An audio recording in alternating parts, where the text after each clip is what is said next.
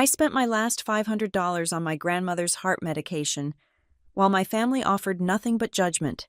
3 weeks later, she told me she did not need money, but rather to know who was still human. She then revealed a lottery ticket worth $333 million. However, the true horror was not the money. It was exactly what my relatives did the second they realized she was wealthy. My name is Zoe Cooper. I am 32 years old.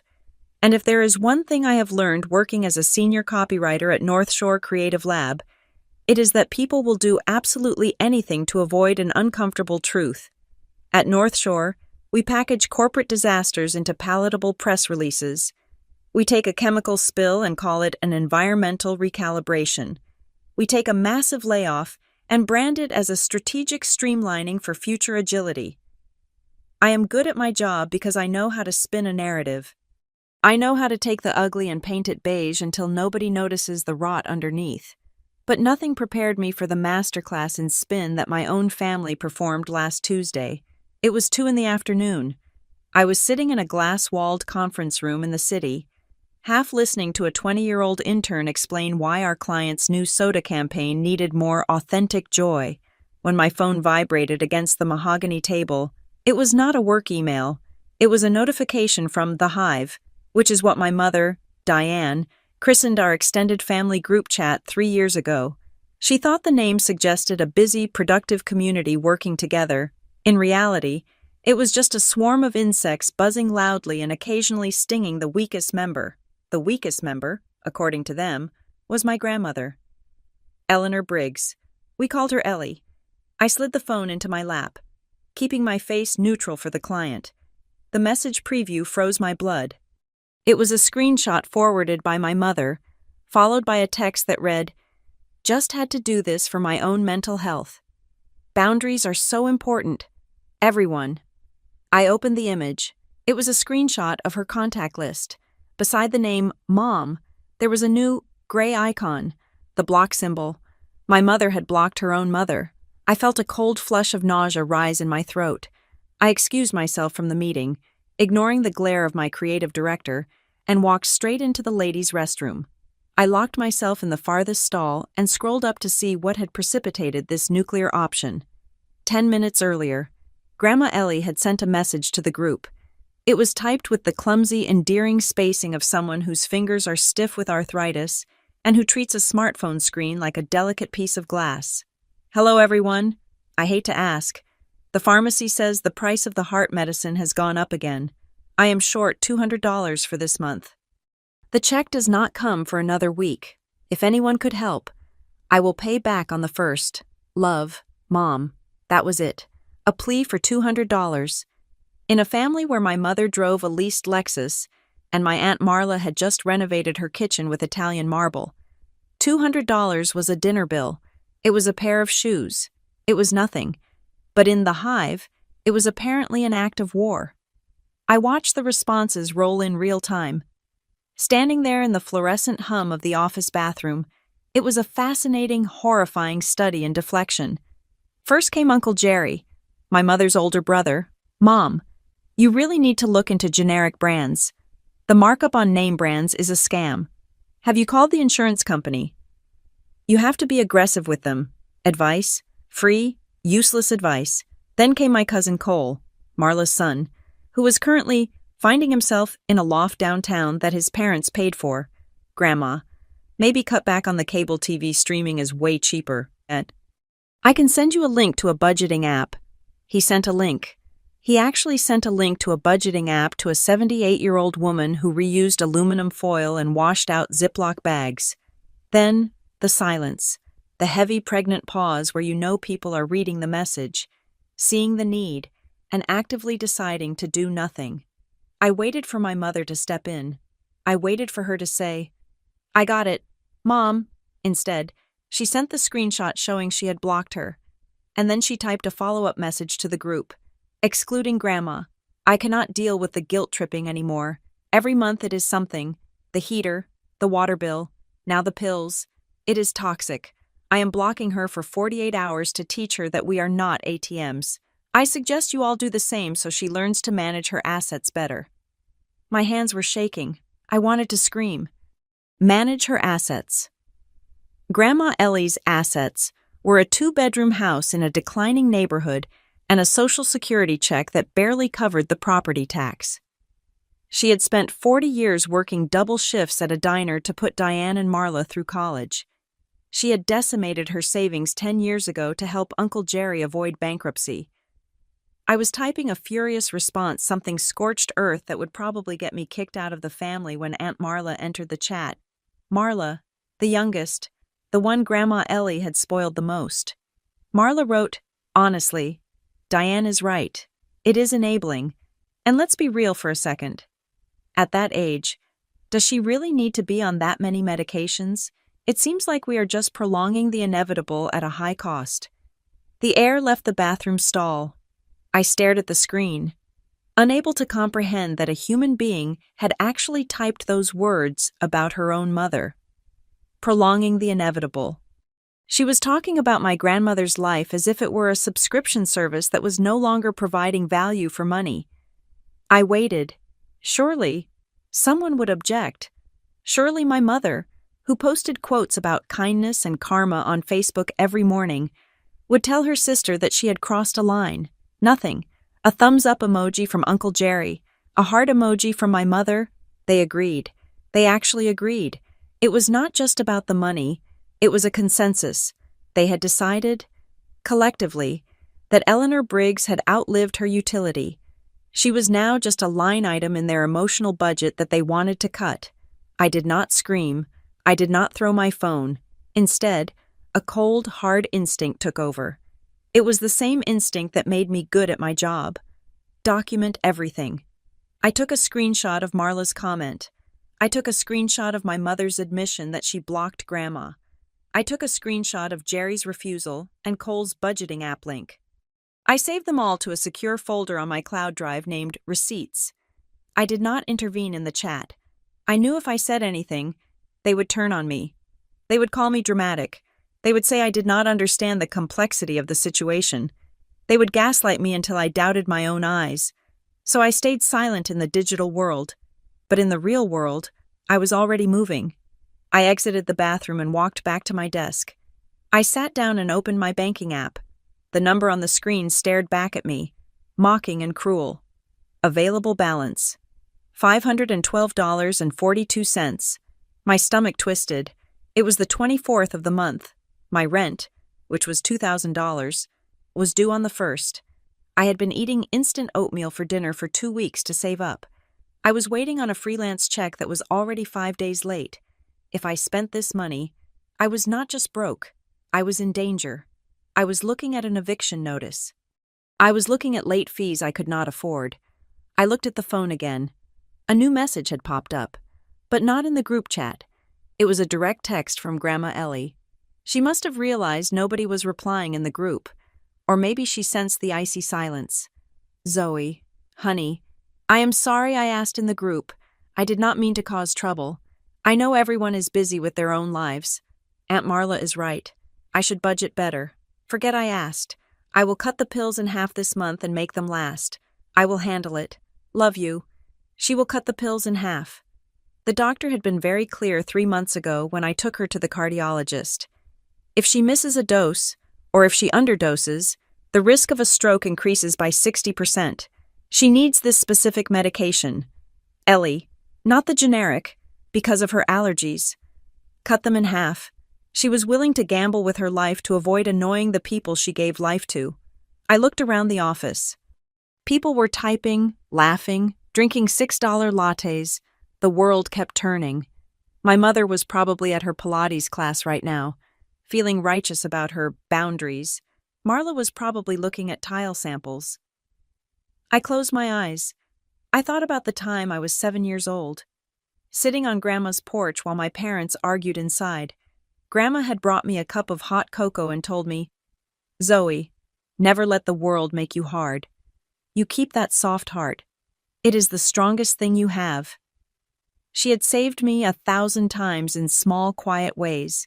And now, for the price of a pair of designer sneakers, my family was willing to let her heart stop beating. I knew what I had to do. It was reckless. It was financially suicidal. It was the only thing that made sense. I opened the pharmacy app on my phone. I had her prescription details saved from the last time I picked them up. I did not just select the 1-month supply. I selected the 90-day supply. If I was going to be broke, I might as well be thoroughly broke. And I did not want her to have to ask these vultures for anything for at least a season. The total came to $489.50. I stared at the confirm order button. If I pressed this, I had $22 to my name. I would have to walk to work because I could not afford the subway. I would have to negotiate with my landlord, who was a man with eyes like shark skin and zero patience. I would be eating nothing but the free bananas in the office break room for a week. I thought of Marla's text again. At that age, does she really need to be on that many medications? My finger hovered. Rage is a powerful fuel. It burns cleaner than gasoline. I was not doing this just because I loved my grandmother. I was doing it because I hated them. I hated their comfort. I hated their selective amnesia. I hated that they could sleep at night while she counted pennies in the dark. I pressed, place order, processing payment, approved. My bank balance updated instantly, $22.92. I let out a breath I did not know I was holding. The transaction was done. The courier would deliver the medicine to her door by 6 p.m. today. I picked up my phone and typed a reply to Grandma Ellie. I did not tell her I spent my last dime. I did not want her to feel guilty. That was the weapon my mother used, and I refused to pick it up. Grandma, do not cut the pills. I just spoke to a friend who had a coupon. It is taken care of. 3 months' supply is arriving tonight. You do not owe anyone anything. Please take the full dose. I watched the 3 little dots appear as she typed back. Oh, Zoe, you did not have to. Thank you. I will pay you back when the pension comes. I promise. You are a good girl. I do not know what I would do without you. I put the phone down on the desk. The office lights seemed brighter, harsher.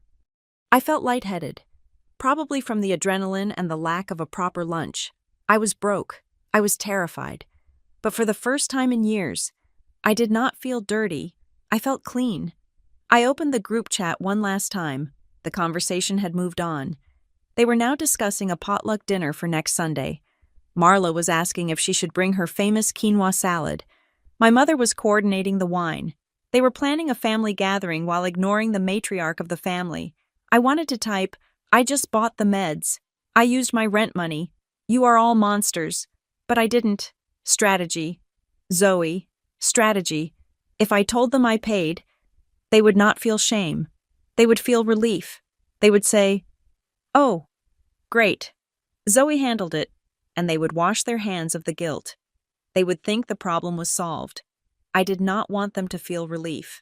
I wanted them to feel nothing until they felt everything. I took one more screenshot of their potluck planning.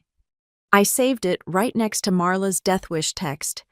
I whispered to the empty air of the office. Enjoy the quinoa, Marla. I had $500 less in my pocket, but I had something far more valuable. I had clarity. I saw them. I finally, truly saw them. And once you see the rot in the foundation, you do not try to paint over it. You wait for the house to collapse. If they looked at my grandmother and saw a burden, I would make sure that by the time this was over, they would understand that a burden is sometimes just a mirror. And when you look into a mirror, you cannot run from the ugly things staring back at you. I went back to work. I wrote 3 press releases about corporate synergy. I smiled at the intern, but under the desk, my leg was bouncing. I was ready.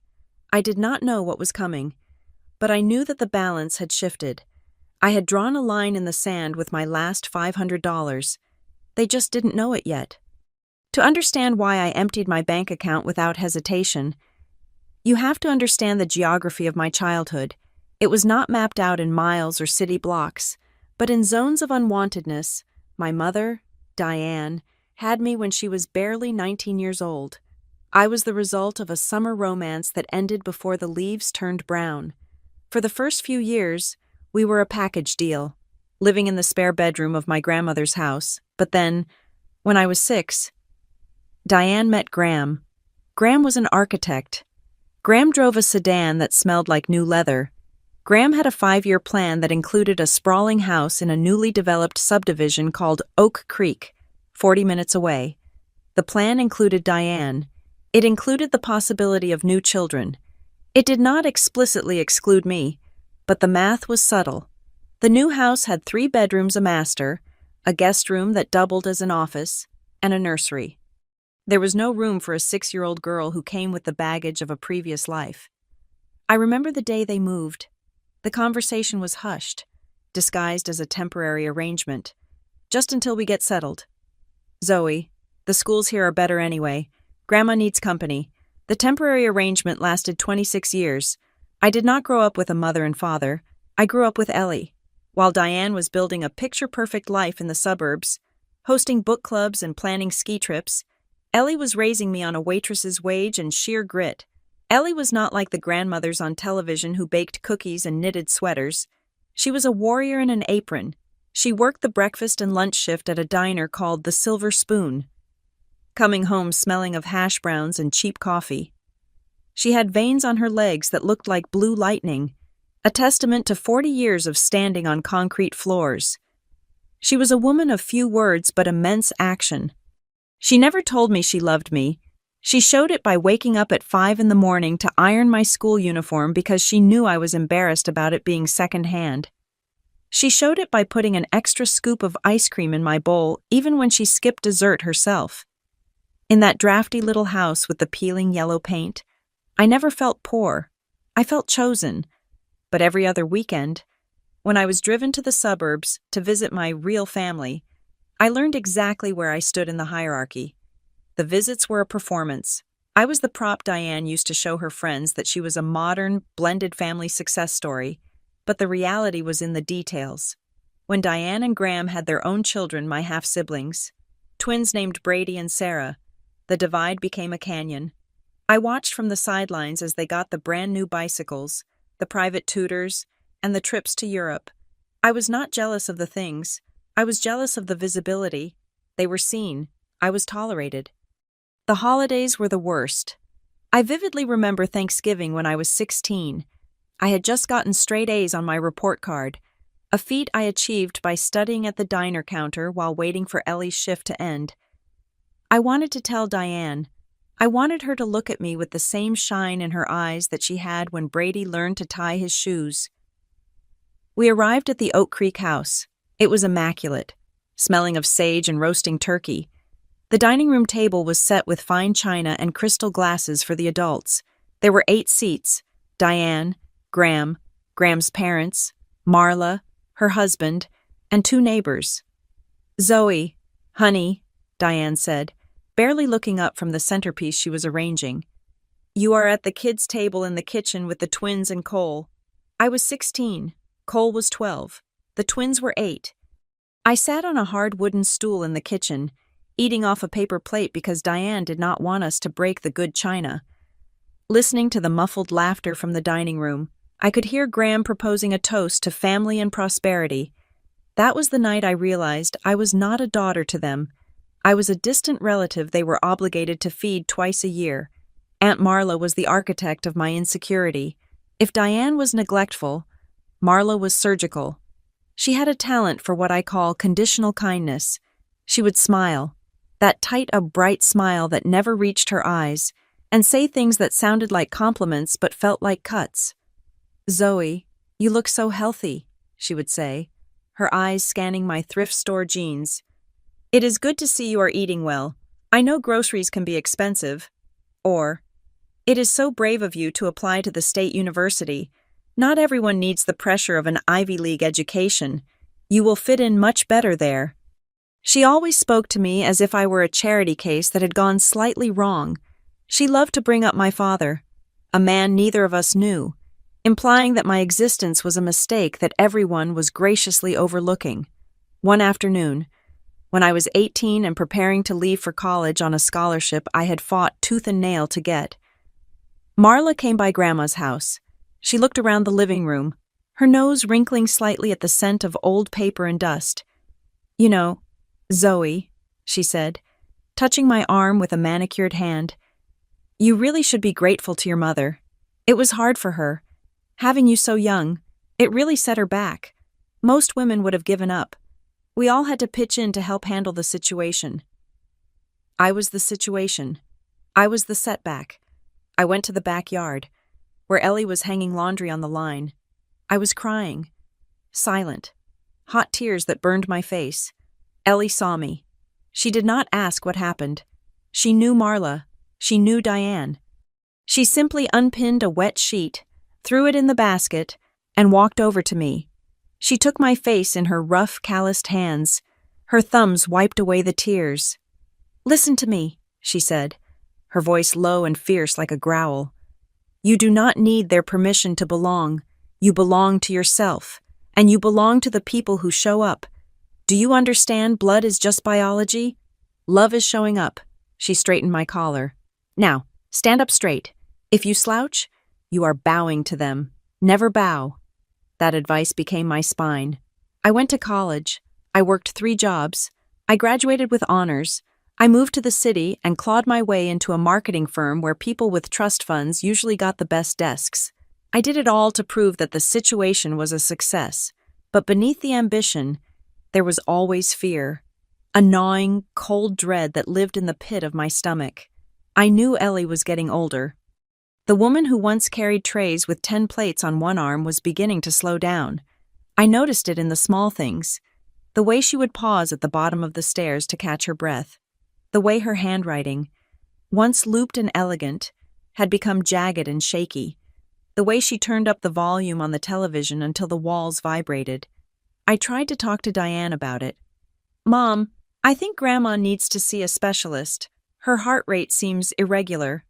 Diane would wave a hand, dismissing me as if I were a fly. "Oh, Zoe, stop being dramatic. She is just aging. It happens to everyone. Besides, she says she is fine." Of course she said she was fine. Ellie would claim she was fine if she were on fire, just so nobody would have to put down their drink to fetch a bucket of water. She had been trained by her own children to be invisible. They only noticed her when they needed something: a babysitter, a loan, a signature. If she needed something, she became a nuisance. In the last 6 months, the decline had accelerated. I saw the tremors in her hands when she tried to hold a teacup. I saw the way she winced when she stood up. But whenever I asked, she would force a smile that looked more like a grimace and say, "Just a little rust in the gears. Honey, nothing to worry about." She was hiding it. She was terrified that if she showed weakness, they would do exactly what Cole had suggested in the group chat: put her away. To my family, a nursing home was not a place of care. It was a storage unit for a human being they no longer wanted to deal with. I realized then that the dynamic of my childhood had shifted. When I was young, I was the one they ignored, the one they left at the kids' table, the one they forgot to include in the family portrait. But I had youth on my side. I could leave. I could build a life. Ellie could not leave. They were doing to her what they had done to me. They were slowly, systematically erasing her. They were training themselves to live without her while she was still breathing. They stopped calling. They stopped visiting. They stopped asking how she was. They reduced her to a contact in a phone that they could block when the notifications became inconvenient. When I looked at my bank account before buying those pills, I did not just see numbers. I saw the only shield standing between my grandmother and total erasure. I was the only witness left to her life. If I did not step in, the situation would resolve itself exactly how Marla and Diane wanted: quietly, cheaply, and without disturbing their brunch plans. The silence in that group chat was not just an absence of words. It was the sound of a family deciding that someone had lost their value. And I knew, with a clarity that cut through decades of gaslighting, that if I let them discard her, I would lose the only person who had ever made me feel like I had a right to exist. So I bought the time. I bought the pills. I bought the dignity they were trying to steal.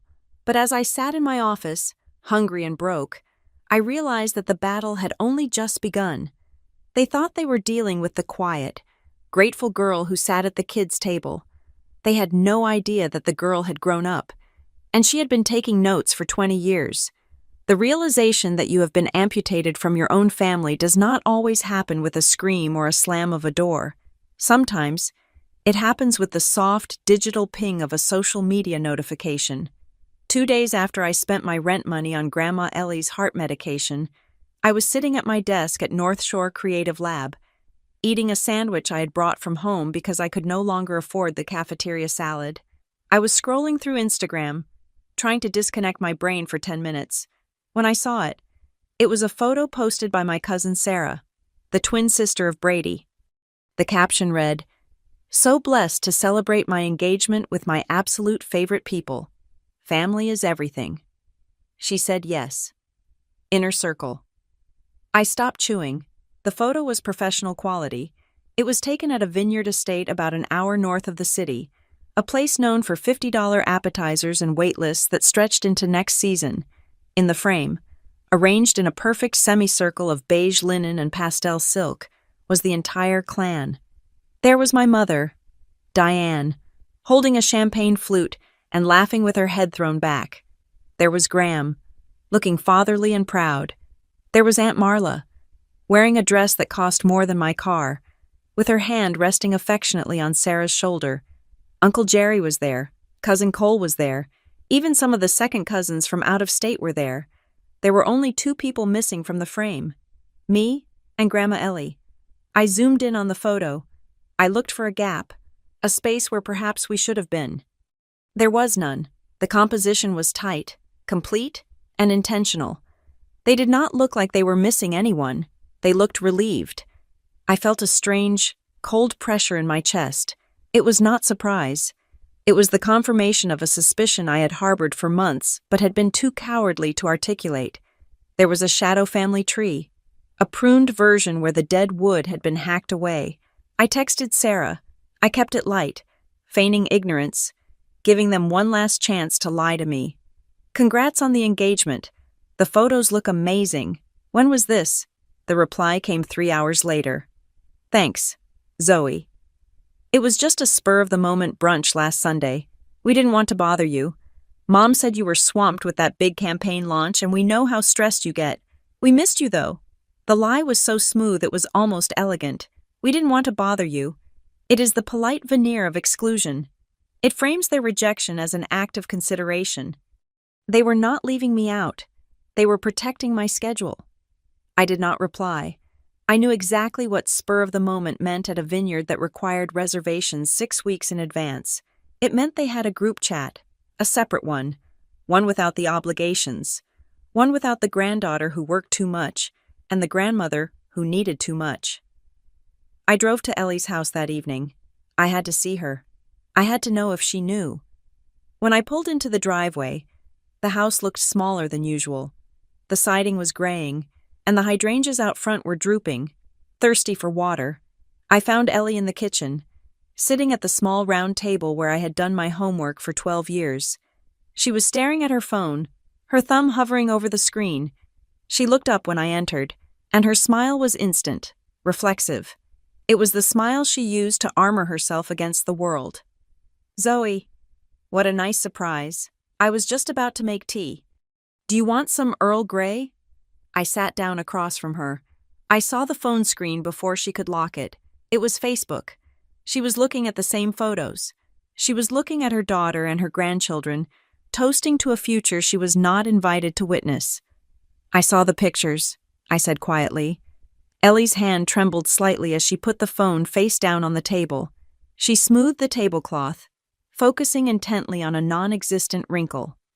"Oh, those," she said, her voice airy and thin. "Yes, Marla mentioned they might go out for a bite. It looks lovely. Sarah looks very happy." "Grandma," I said, reaching for her hand. Her skin felt like dry parchment paper. "They didn't tell you."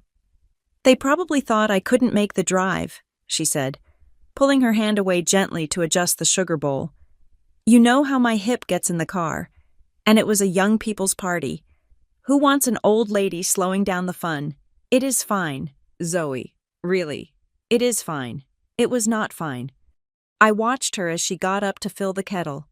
Her movements were heavy. It was not just age, it was the weight of invisibility. She was shrinking.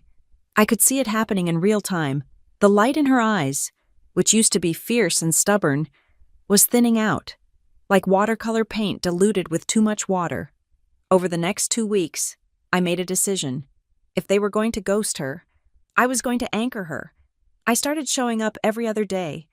I stopped waiting for invitations that would never come. I brought groceries.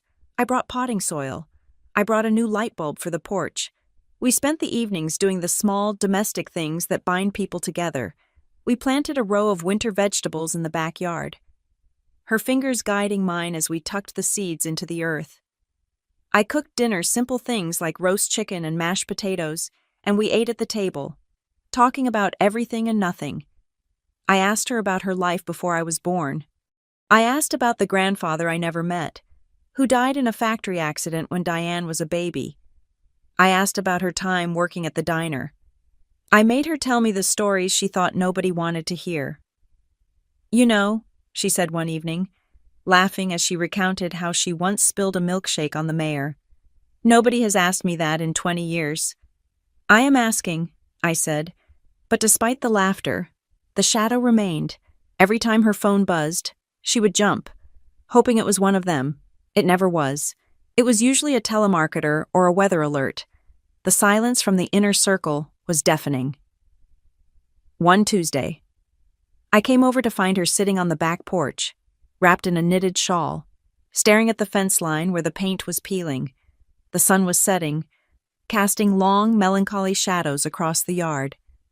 She did not hear me open the sliding door. "Grandma?" I asked softly. She did not turn around.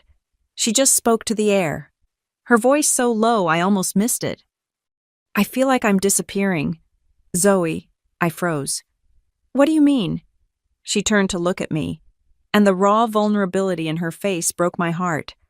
"I am still here. I am breathing. I eat breakfast. I watch the news. But to them, it is like I am already gone.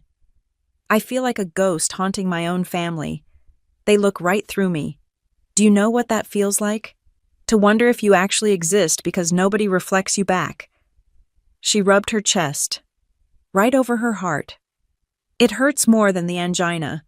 Being forgotten is a physical pain." That was the breaking point. The passive observation phase was over. I excused myself, walked to the front yard, and dialed my mother's number. It rang 4 times.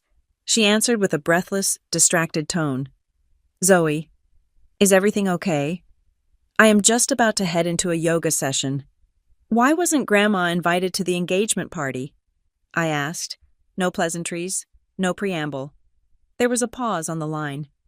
I could hear the muffled sound of a studio in the background, the soft chime of meditation music. "Oh, Zoe, honestly," Diane sighed, "are we really doing this now?" "Yes, we are doing this now. Why?" "It is complicated," she said, the universal catchphrase of the coward. "How is it complicated?" "Mom. She is your mother. She lives 40 minutes away. She would have worn her Sunday best and sat quietly in the corner and been thrilled just to see you." "You don't understand," Diane's voice sharpened. "It is not just about the distance. It is, look, Mom can be difficult. She has needs. She asks questions. She makes people uncomfortable with her health issues. We wanted Sarah's day to be perfect. We didn't want to have to worry about whether Mom was too hot or too cold, or if she took her pills. It changes the vibe." "The vibe," I repeated, tasting the bile in my mouth. "So, her existence ruins your aesthetic." "You are twisting my words," Diane snapped. "We love her. But we have to have boundaries. We can't drag her everywhere. It is better for her to stay home where she is comfortable. We are doing her a favor." "Really? And the group chat?" I asked. "The one without us, is that a favor too?" Silence. Cold, thick silence. "We just needed a place to plan logistics without cluttering everyone's phones," she said, her voice tight. "You are being paranoid. Look, I have to go. My class is starting. Tell Mom we send our love." She hung up. "Tell Mom we send our love." They sent love like it was a digital greeting card, effortless, mass-produced, and utterly worthless. I stood there in the driveway, gripping my phone until my knuckles turned white. I understood now. Complicated was code for convenient. They wanted a family that looked good in photos, not one that required care. They wanted the highlight reel, not the behind-the-scenes footage. Grandma Ellie was messy. She was old. She was a reminder of mortality and obligation, and those things did not pair well with bottomless mimosas. I looked back at the house. The kitchen light was on, casting a warm yellow glow through the window. Inside, there was a woman who had given everything she had to these people, and they had reduced her to a nuisance. But as I looked at that small, sturdy house, I felt a shift in the air. It was the heavy, static-charged atmosphere that precedes a thunderstorm.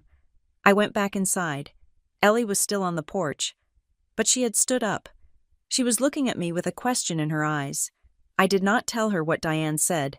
I would not let those words touch her. "They are just busy," I lied, hating myself for it, but knowing the truth would kill her faster than any heart condition. "But I am not. I am hungry. Let's make pancakes." She smiled, a weak, grateful thing. "Breakfast for dinner. That sounds nice." We went into the kitchen. I whisked the batter. She heated the pan. The house felt warm. It felt lived in, and it felt safe. But as I flipped the first pancake, I looked at my grandmother and I knew something was coming. The universe has a way of balancing the scales. You cannot create this much of a void without something rushing in to fill it. They had pushed us out of their circle. They had drawn a line. They had no idea that by isolating us, they had not trapped us on the outside. They had trapped themselves, and standing there, listening to the sizzle of butter in the pan. I had a premonition. The silence from the family was not the end of the story. It was the deep breath before the scream. The drive to Grandma Ellie's house that Friday felt different. Usually, the 40-minute commute from the city to the older suburbs was a time for me to decompress, to listen to a podcast, or to just stare at the bumper in front of me. But today, the passenger seat was occupied by a white paper bag stapled shut with a receipt that made my stomach turn every time I glanced at it. Inside that bag was 3 months' worth of beta blockers and blood thinners. The total cost was $489.50. My bank account balance was now sitting at $22 and change. I had enough gas in the tank to get there and back, and maybe enough food in my pantry to last 3 days if I got creative with rice and beans, but the fear of poverty was distant compared to the immediate, crushing weight of the anger I was carrying. I pulled into her driveway. Her house was the only one on the block with the lights off at 7 in the evening. She was saving electricity. I let myself in with the spare key. The house was cold. She had the thermostat set to 62 degrees. I found her in the living room, wrapped in 2 blankets, watching a game show with the volume low. "Zoe." She squinted, reaching for her glasses. "Is that you?" "You did not say you were coming." "I am here," I said, dropping my purse on the sofa and holding up the white bag. "And I brought supplies." I walked to the kitchen, flipped on the light, and started unpacking the bag on the Formica table. I lined up the amber bottles, 3 of one kind, 3 of another. It looked like a small pharmacy. Ellie shuffled into the kitchen behind me. When she saw the bottles, she stopped dead. Her hand flew to her mouth. "Zoe," she whispered, her voice trembling. "What did you do?" "I filled the prescription. Grandma, the full 90 days. You do not have to cut pills. You do not have to skip days. You take them exactly as the doctor said." She moved to the table and picked up the receipt I had carelessly left next to the bag. She read the number, $489. She dropped the paper as if it burned her fingers. "No," she said, shaking her head violently. "No, absolutely not. You take these back. You return them. I cannot accept this. I know what you make. Zoe, I know you have rent. You cannot spend $500 on an old woman who is halfway out the door. I cannot return prescription medication. Grandma, it is against the law." I lied. I honestly did not know if it was the law, but I needed her to stop. "You need this money," she cried, and I saw tears welling in her eyes. It was not gratitude. It was shame. She was ashamed that her survival was costing me my security. I grabbed her shoulders. They felt thin, like bird bones under her heavy sweater. "Stop it," I said, my voice firm. "Look at me. Do not apologize. Do not you dare apologize for wanting to live. You are not a car that costs too much to repair. You are my grandmother." She collapsed into one of the kitchen chairs, burying her face in her hands. "I am a burden. That is all I am now. A bill that keeps coming due." I pulled out a chair and sat opposite her. The air in the kitchen was freezing, but my blood was boiling hot. "Grandma," I said, trying to keep my voice level, "I want you to think really hard. When was the last time Mom, or Aunt Marla, or anyone in that group chat actually helped you? I mean, really helped, not sent a text, not gave advice. When did they sacrifice something for you?" She wiped her eyes with the back of her hand and looked at the ceiling, searching her memory. The silence stretched out, long and painful. "Well," she hesitated, "Marla brought me some food after Thanksgiving." "What food?" I pressed. "You know, the leftovers, the turkey carcass for soup, some mashed potatoes, the green bean casserole nobody ate." I laughed. It was a short, sharp sound that had no humor in it. "Leftovers. They gave you their garbage, Grandma. They gave you the things they were going to throw away, and they called it charity." I pulled out my phone. I had not checked the family group chat since the budgeting app incident, but I needed to see if the rot had spread. I opened the app. There were 40 new messages. I scrolled through them. It was mostly chatter about the upcoming potluck, but then, buried in the middle, was a message from Cole, my 24-year-old cousin who had never worked a hard day in his life. "Guys," I was thinking, Cole had typed, "If Grandma is struggling this much with bills and meds, maybe it is time to look into state facilities. I found this place, Shady Acres. It is state-subsidized, so it would not cost the family anything. It is basically a dorm for seniors. Efficient. It would take the pressure off Mom and Aunt Diane. Efficient. Take the pressure off." "What is it?" Ellie asked, watching my face darken. I looked at her. I decided she deserved the truth. Treating her like a child was what they did. I would treat her like an adult. "Cole thinks you should go into a home," I said. "A state-run facility. He says it would be more efficient for the family." Ellie did not gasp. She did not cry. She just went very still. She looked down at her hands, her fingers tracing the grain of the wooden table. "I see," she said softly. "So that is where we are." "That is where they are," I corrected. "Not us." "It feels like—" she started, then stopped. She took a deep breath. "It feels like what I want does not matter anymore. I worked for 50 years. I bought this house. I raised 2 daughters. But now, my opinion on where I sleep or what I eat is less important than their convenience. I am just a problem to be solved." "You are not going to a home," I said, "and you are not cutting pills." I stood up and walked over to the counter where she kept her mail pile. It was a chaotic stack of envelopes, electric bills, water bills, solicitations. I started sorting through them. "What are you doing?" she asked. "I am taking over," I said. "I am setting up auto pay for everything, the electric, the water, the pharmacy. I am linking it to my account." "No," she stood up, her chair scraping loudly against the floor. "Zoe, I forbid it. You cannot pay my bills. I have my pension. It is small. But if I am careful—" "If you are careful, you freeze," I snapped, pointing at the thermostat. "If you are careful, you skip heart medication. That is not living. Grandma, that is slowly dying."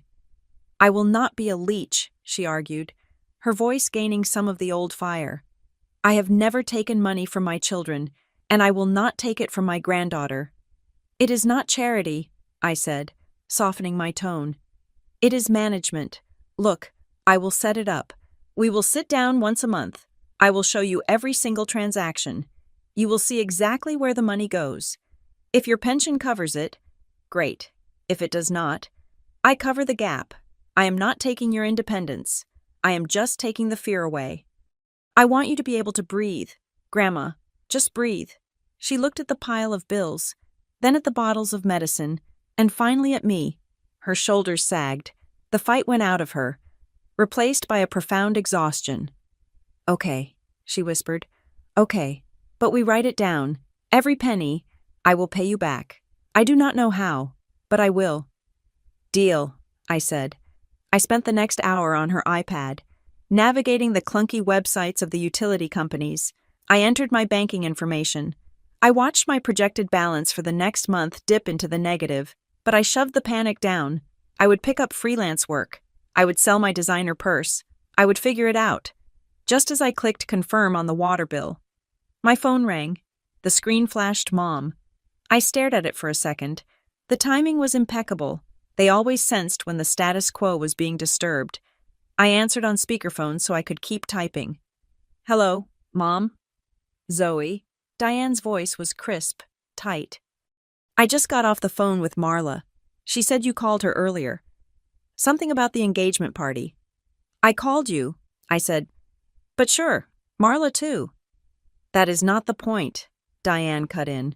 The point is, Marla heard from the pharmacist. Apparently, the pharmacist is a friend of hers. Small world. They mentioned that Eleanor's granddaughter came in and paid a fortune for a 3-month supply of brand-name drugs. I stopped typing. The invasion of privacy was breathtaking, but not surprising. And frankly, Zoe, it is embarrassing, Diane said. You are making a scene. You swooping in like some savior, spending money you probably do not have, just to make a point. It makes the rest of us look like we are neglecting her. I felt a laugh bubble up in my throat, hot and acidic. You are neglecting her, Mom. That is not a look. That is a fact. We are managing her, Diane shouted. I had never heard her lose her cool like this. We are trying to get her to be realistic by buying her all those drugs. You are just enabling her stubbornness. You are undermining the family strategy. We were trying to get her to see that maybe she cannot afford to live in that house anymore. If she sees the reality of her bills, she might agree to the facility Cole found. But no, you have to play the hero. I looked at Ellie. She was sitting at the table, her head bowed, listening to every word. She heard her own daughter call her survival stubbornness. She heard her life described as a strategy. Did you hear that? I asked Diane, my voice deadly quiet. You admitted it. You were starving her out. You were letting her go without medicine to force her into a state home. That is not what I said. Diane backpedaled, her voice faltering. I said we need her to face reality. Here is reality, I said. I paid for the pills. I am paying the electric bill so she does not freeze tonight. I am paying for the water. I am doing the job that you and Marla are too selfish to do. You are making us look bad, Diane screeched. Do you know what people will think if they find out the granddaughter has to pay for everything while the successful daughters do nothing? It is humiliating. Then help her, I challenged. Send me $500 right now. Split the cost. If you want the credit, pay the bill. I will not be manipulated by you, Diane hissed. You are toxic, Zoe. You always have been. You create drama where there shouldn't be any. I am going to hang up now, I said. Grandma and I are having dinner. And Mom, if you are worried about looking bad, do not worry. You do not look bad because I helped. You look bad because you didn't. I tapped the red button to end the call. The silence that followed was heavy, but it was not empty. It was the silence of a truth finally landing. Ellie looked up. Her eyes were dry now. The sadness was gone, replaced by something harder. Something resembling steel. She called it a strategy, Ellie said. Her voice was steady. My life? It is a strategy to them. Yes, I said. It is. Ellie reached out and took one of the amber bottles. She held it up to the light. Well, she said, if they want a war, they should have made sure I was unarmed. But now, thanks to you, I have my heart pills. She opened the bottle, took out a pill, and swallowed it dry. Let's order a pizza. "Zoe," she said, "with everything on it, I think I'm done being careful." I looked at her, really looked at her. The frail old woman was still there. But something else had woken up. I had used my last dollars to buy her time, but I think I had bought her something else too. I had bought her the permission to stop being a mother to people who only saw her as a liability. I ordered the pizza. I checked my bank account. $14 left. I was broke. I was alienated from my family. I was tired. But as I sat there in the warming kitchen, listening to my grandmother hum a low, angry tune, I knew I had made the best investment of my life. 3 weeks after I depleted my savings account to keep my grandmother's heart beating, my phone rang at 11:14 on a rainy Tuesday night. I was awake, staring at the ceiling of my apartment, calculating how many days of instant ramen I had left before I needed to brave the grocery store. The glowing screen illuminated the dark room, and when I saw Grandma Ellie flashing on the display, my stomach dropped through the mattress and hit the floor. Late-night calls from the elderly are never good news. They are the grim reapers of peace. They mean falls. They mean chest pains. They mean the confused, terrified realization that the stove was left on. I answered on the first ring, already swinging my legs out of bed, hunting for my jeans with one hand. "Grandma, are you okay? Did you fall?" My voice was thick with sleep and panic. "Zoe," her voice stopped me. It was not the weak, breathy whisper I had become accustomed to over the last year. It was not the apologetic mumble of a woman who felt she was taking up too much space. It was vibrating. It sounded tight, high-pitched, like a violin string stretched to its absolute limit before snapping. "Zoe, I need you to come over. Now. I am on my way," I said, hopping on one foot as I pulled on a sneaker. "Is it your heart? Did you take the evening pill? Should I call 911? "No ambulances," she said, and there was a strange, wet sound in her voice. Was she crying or was she laughing? It was a hysterical bubbling sound that I could not place. "Just you. Do not tell your mother. Do not tell anyone. Just drive. Please." She hung up. I drove the 40 minutes in 30. The rain was sheeting down, turning the highway into a blurred slick of oil and neon lights. My mind was racing through a catalog of disasters. Had she been scammed? I had read about those predatory calls where they convince seniors they owe the government thousands in back taxes. Had she given someone her bank details? Or worse, had the loneliness finally cracked her? Had she done something drastic? I gripped the steering wheel until my fingers ached. Please let her be okay. I cannot fix anything else. I have $14 and a maxed-out credit card. I cannot fix a disaster. When I turned onto her street, I expected to see the house dark, or perhaps the flashing lights of emergency vehicles. Instead, I saw a beacon. Every single light in Ellie's house was on. The porch light, the living room lamps, the kitchen fluorescent, even the upstairs bedroom light, in a neighborhood of sleeping, shadowed houses. Hers looked like a cruise ship in the middle of a black ocean. This was the woman who, 3 weeks ago, sat in the dark to save 40 cents on the electric bill. I parked the car crookedly in the driveway and ran through the rain to the front door. I did not bother knocking. I jammed my key into the lock and threw the door open. "Grandma," I shouted, dripping water onto the entryway rug. "I am here. What is wrong?" She was standing in the archway between the hall and the living room. I froze. She was not wearing her faded flannel nightgown. She was wearing her blue Sunday dress, the one with the lace collar she saved for Easter and weddings. She had put on her pearl earrings. Her hair was brushed and pinned back neatly, and on the coffee table, there was a vase of fresh, white lilies, expensive ones, the kind you buy from a florist, not the grocery store.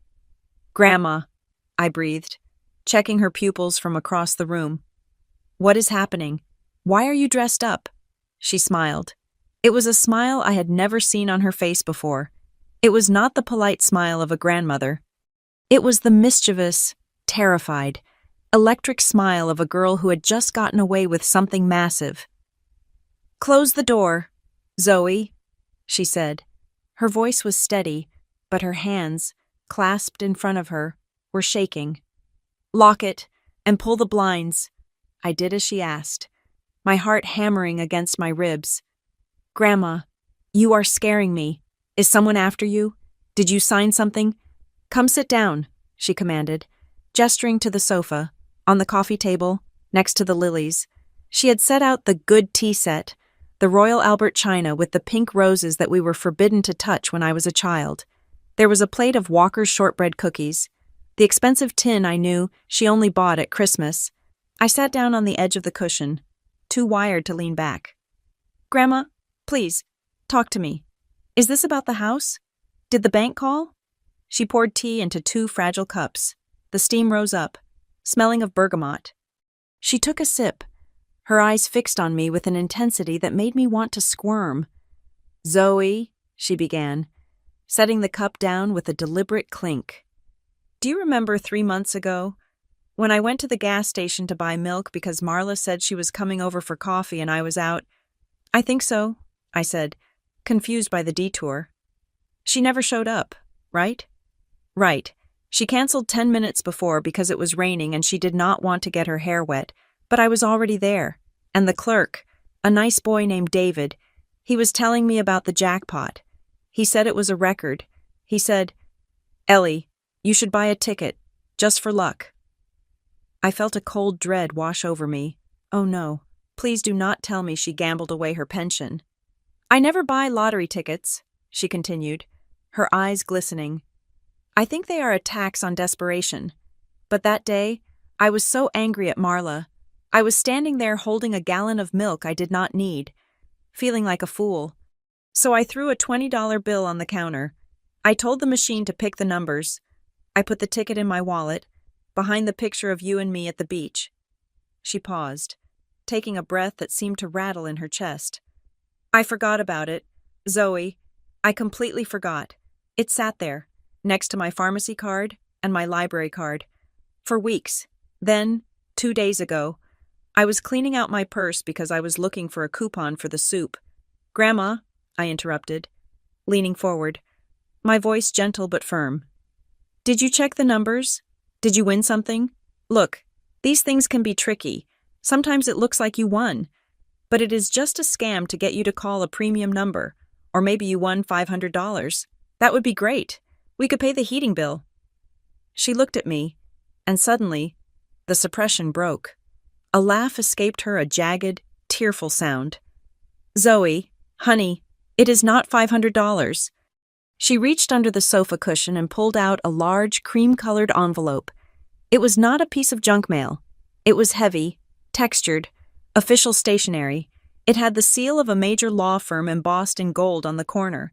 She slid it across the table toward me. I did not just check the numbers, she whispered. I hired a lawyer, a specialist. I took a taxi into the city yesterday while you were at work. I did not want to tell you until the ink was dry, until I knew it was real. My hands were trembling as I picked up the envelope.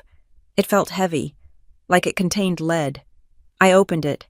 Inside was a letter of verification from the State Lottery Commission, attached to a legal breakdown from a firm called Holloway Partners. I scanned the words. Claimant Eleanor J. Briggs. Draw date. August 14th. Jackpot verification. My eyes skipped to the bottom, to the bolded line that summarized the payout options. Option A. Annuity payments over 30 years. Option B. Lump sum cash payment. Next to option B. There was a figure. $333 million. I stopped breathing. The room spun. The floral pattern on the armchair seemed to warp and twist. I blinked, sure that my eyes were failing, sure that the stress had finally caused a stroke. I looked again. $3,000, $1,000, $1,000. I looked at the number, then at the cookies, then at my grandmother's pearls. This is a typo, I stammered. This is a joke. Is this a prank show? Where are the cameras? It is not a joke, Ellie said softly. The money will be wired to a holding trust on Friday morning. The lawyer, Mr. Holloway, said it is the largest unclaimed ticket in the state's history. I nearly threw it away. Zoe, I nearly threw it in the trash with a Kleenex. I sat back. the letter fluttering from my hand to the floor. I felt nauseous. It was too much. The gap between my reality $14 in the bank, eating oatmeal for dinner, and this piece of paper was too wide for my brain to bridge. $333 million. It was not just money. It was a nation. It was a weapon. "You are rich," I whispered. "You are richer than God." "We are rich," she corrected. But then, a thought struck me. A sharp, jagged shard of memory that pierced through the fog of shock. I sat up straight. I looked at the date on the letter. The verification was dated 3 days ago, but she said she found the ticket 2 days ago. No, wait, she said she bought it 3 months ago. I looked at her. "Grandma, you found this ticket 2 days ago." "Yes," she nodded. But I frowned, my brain working sluggishly. "Wait, you said you checked the numbers. You went to the lawyer. You knew about this yesterday." "Yes." "So?" I paused, trying to align the timeline. "When you texted the group chat asking for $200 for your heart medicine, that was 3 weeks ago. You didn't know then." "No," Ellie said. "I did not know then. I really was broke. Zoe, I really was terrified." "Okay," I exhaled. "Okay, that makes sense." I thought. "But," she interrupted, and her voice dropped an octave. It became cold, distinct, and terrifyingly lucid. "I knew about this ticket yesterday morning. I knew I was a multimillionaire at 10 o'clock in the morning yesterday." I stared at her. "Okay. And do you know what I did after I left the lawyer's office?" she asked. I shook my head. "I called your mother," Ellie said. "I called Diane yesterday afternoon, after I signed the papers, after I knew I never had to worry about a bill again as long as I lived." "You told her—" I gasped. "No," Ellie said. She picked up a cookie, but she did not eat it. She crumbled it between her fingers, watching the crumbs fall onto the pristine tablecloth. I did not tell her. I called her and I said, "Diane, the electric bill is due, and I am short $50. Could you please spare $50 so I do not have to ask Zoe again?" I felt the blood drain from my face. "Grandma, why would you do that?" Ellie looked up, and the look in her eyes was devastating. It was not anger. It was a profound, bottomless sorrow that had hardened into diamond. "She sighed," Ellie said. She sighed so loud I could hear it through the phone, and she said, "Mom, we talked about this. You have to learn to live within your means. I cannot keep bailing you out. Ask Zoe if she can pick up an extra shift." And then she hung up. The room was silent. The only sound was the rain lashing against the window pane. "I had $300 million in my pocket," Ellie whispered, "and she would not give me $50 to keep the lights on." I understood then. I understood the dress. I understood the tea. I understood the strange vibration in her voice. "It was a test," I said. "No," Ellie corrected me, her eyes locking onto mine. "The first time, 3 weeks ago, that was real life. That was me begging. But yesterday was the audit." She reached out and took my hand. Her grip was surprisingly strong. "I needed to know. Zoe, I needed to know who was family when there was nothing to gain. I needed to know who would sit in the dark with me, and who would only show up for the champagne." She gestured to the letter on the floor. "If Diane had said yes, if she had sent that $50, I would have given her half. I would have paid off her mortgage, bought her that vacation home she talks about, given Marla the money for her renovations. I would have shared it all." "But she didn't," I said. "She didn't," Ellie confirmed. "She failed. They all failed. Except you." She leaned back, her face relaxing for the first time, a strange peace settling over her features. "So now," she said, picking up her teacup again, "we have a decision to make. We have a lot of money, and we have a family that thinks I am a destitute burden who needs to be put in a state home." She took a sip of tea, her eyes twinkling with a dangerous light. "I think it is time we taught them a lesson about value. Don't you?" I looked at the woman sitting across from me. She was no longer the fragile grandmother I had protected with my last $500. She was a titan. She was a force of nature. And she was holding the ultimate trump card. "What do you want to do?" I asked, feeling a slow, wicked grin spreading across my own face. "I want to disappear," she said. "For a little while, I want to live like a human being. And then I want to see their faces when they find out that the burden is worth more than their entire lives combined." She picked up the checkbook that was sitting under the cookies. She opened it and wrote something quickly. She tore out the check and slid it to me. I looked at it. "Pay to the order of Zoe Cooper. Amount $1 million. Memo for the medicine." "That is just the down payment," she said. "Cash it tomorrow. Quit your job. Pack a bag. We have work to do." I looked at the check. I looked at the rain. I looked at my grandmother, who had just turned the world upside down. "Okay," I said. "Where are we going?" "Anywhere we want," she replied. "As long as there is no reception for the hive." The check for $1 million sat on the table between us, a slip of paper that weighed less than a feather but held enough gravity to crush the entire neighborhood. The rain continued to hammer against the roof, but inside the living room, the air had gone completely still. I looked at my grandmother. She was running her finger along the rim of her teacup, her eyes focused on the dark liquid as if reading tea leaves. There was something in her posture that suggested she had not finished unloading her burden.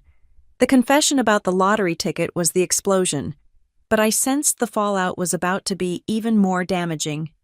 "Grandma," I said, my voice barely above a whisper, "you said you found the ticket 2 days ago, but the date on the trust formation, I just noticed it.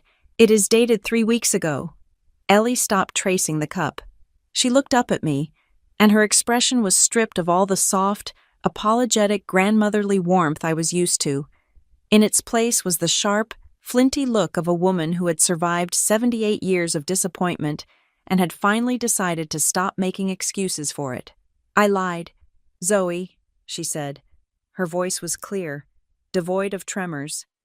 "I did not find the ticket 2 days ago. I found it 4 weeks ago. I verified the numbers the next morning. I met with Mr. Holloway, the attorney, 3 days after that." My mind reeled backward, rewinding the events of the last month. I felt a flush of confusion, followed by a sharp prick of betrayal. "Wait," I stammered. "If you knew 4 weeks ago, that means when you sent that text to the family group chat asking for medicine money, you were already a multimillionaire." "Yes," she said. "You had $333 million to your name, and you asked them for $200. "Yes." I sat back, stunned. Why would you make yourself look so desperate when you were safe?" I panicked. "Grandma, I spent my rent money because I thought you were going to die." "I know," she said, and for a moment, her face softened. "And I am sorry for the fear I caused you. But Zoe, you have to understand. I needed a baseline. I needed a control group." She stood up and walked to the window, peering out through the blinds at the wet, dark street. "When Mr. Holloway told me how much money it was, the first thing he said was, 'Eleanor, everyone you have ever met is about to become your best friend. People who haven't spoken to you in 20 years will suddenly remember they love you.' He told me horror stories about lottery winners being sued by their own children, being guilt-tripped, being drained dry." She turned back to me. I sat in his office, and I thought about Diane. I thought about Marla. I thought about how they forget my birthday unless Facebook reminds them. And I wondered if I told them I won, would they love me? Or would they just love the lifestyle I could give them? "So you tested them," I said. "The medicine text was the test," she confirmed. "It was the perfect test because it was so small. If I had asked for a loan for a new roof, they could have said they didn't have $5,000. That is a reasonable excuse. But $200 for heart medicine." She walked back to the table and picked up the printout of the group chat I had shown her weeks ago, the one with Marla's comment about her being at that age. "I chose a sum that was negligible to them," Ellie said, her voice hardening. $200 is what Marla spends on a haircut. It is what Cole spends on a weekend of drinks. It was an amount so small that refusing it wasn't about ability, it was about willingness. I wanted to see if they would step over a puddle to save me. I didn't ask them to swim an ocean. And they didn't, I whispered. They didn't even get their feet wet. No, she said. They gave me advice. They gave me judgment. Marla asked if I really needed to stay alive. That was her contribution. She looked at me, and her eyes were wet, but her jaw was set like granite. I needed to know who was still human. Zoe. That is the truth. I needed to know who saw me as a person, and who saw me as an expired appliance that was costing too much electricity to keep running. I felt the tears prick my own eyes.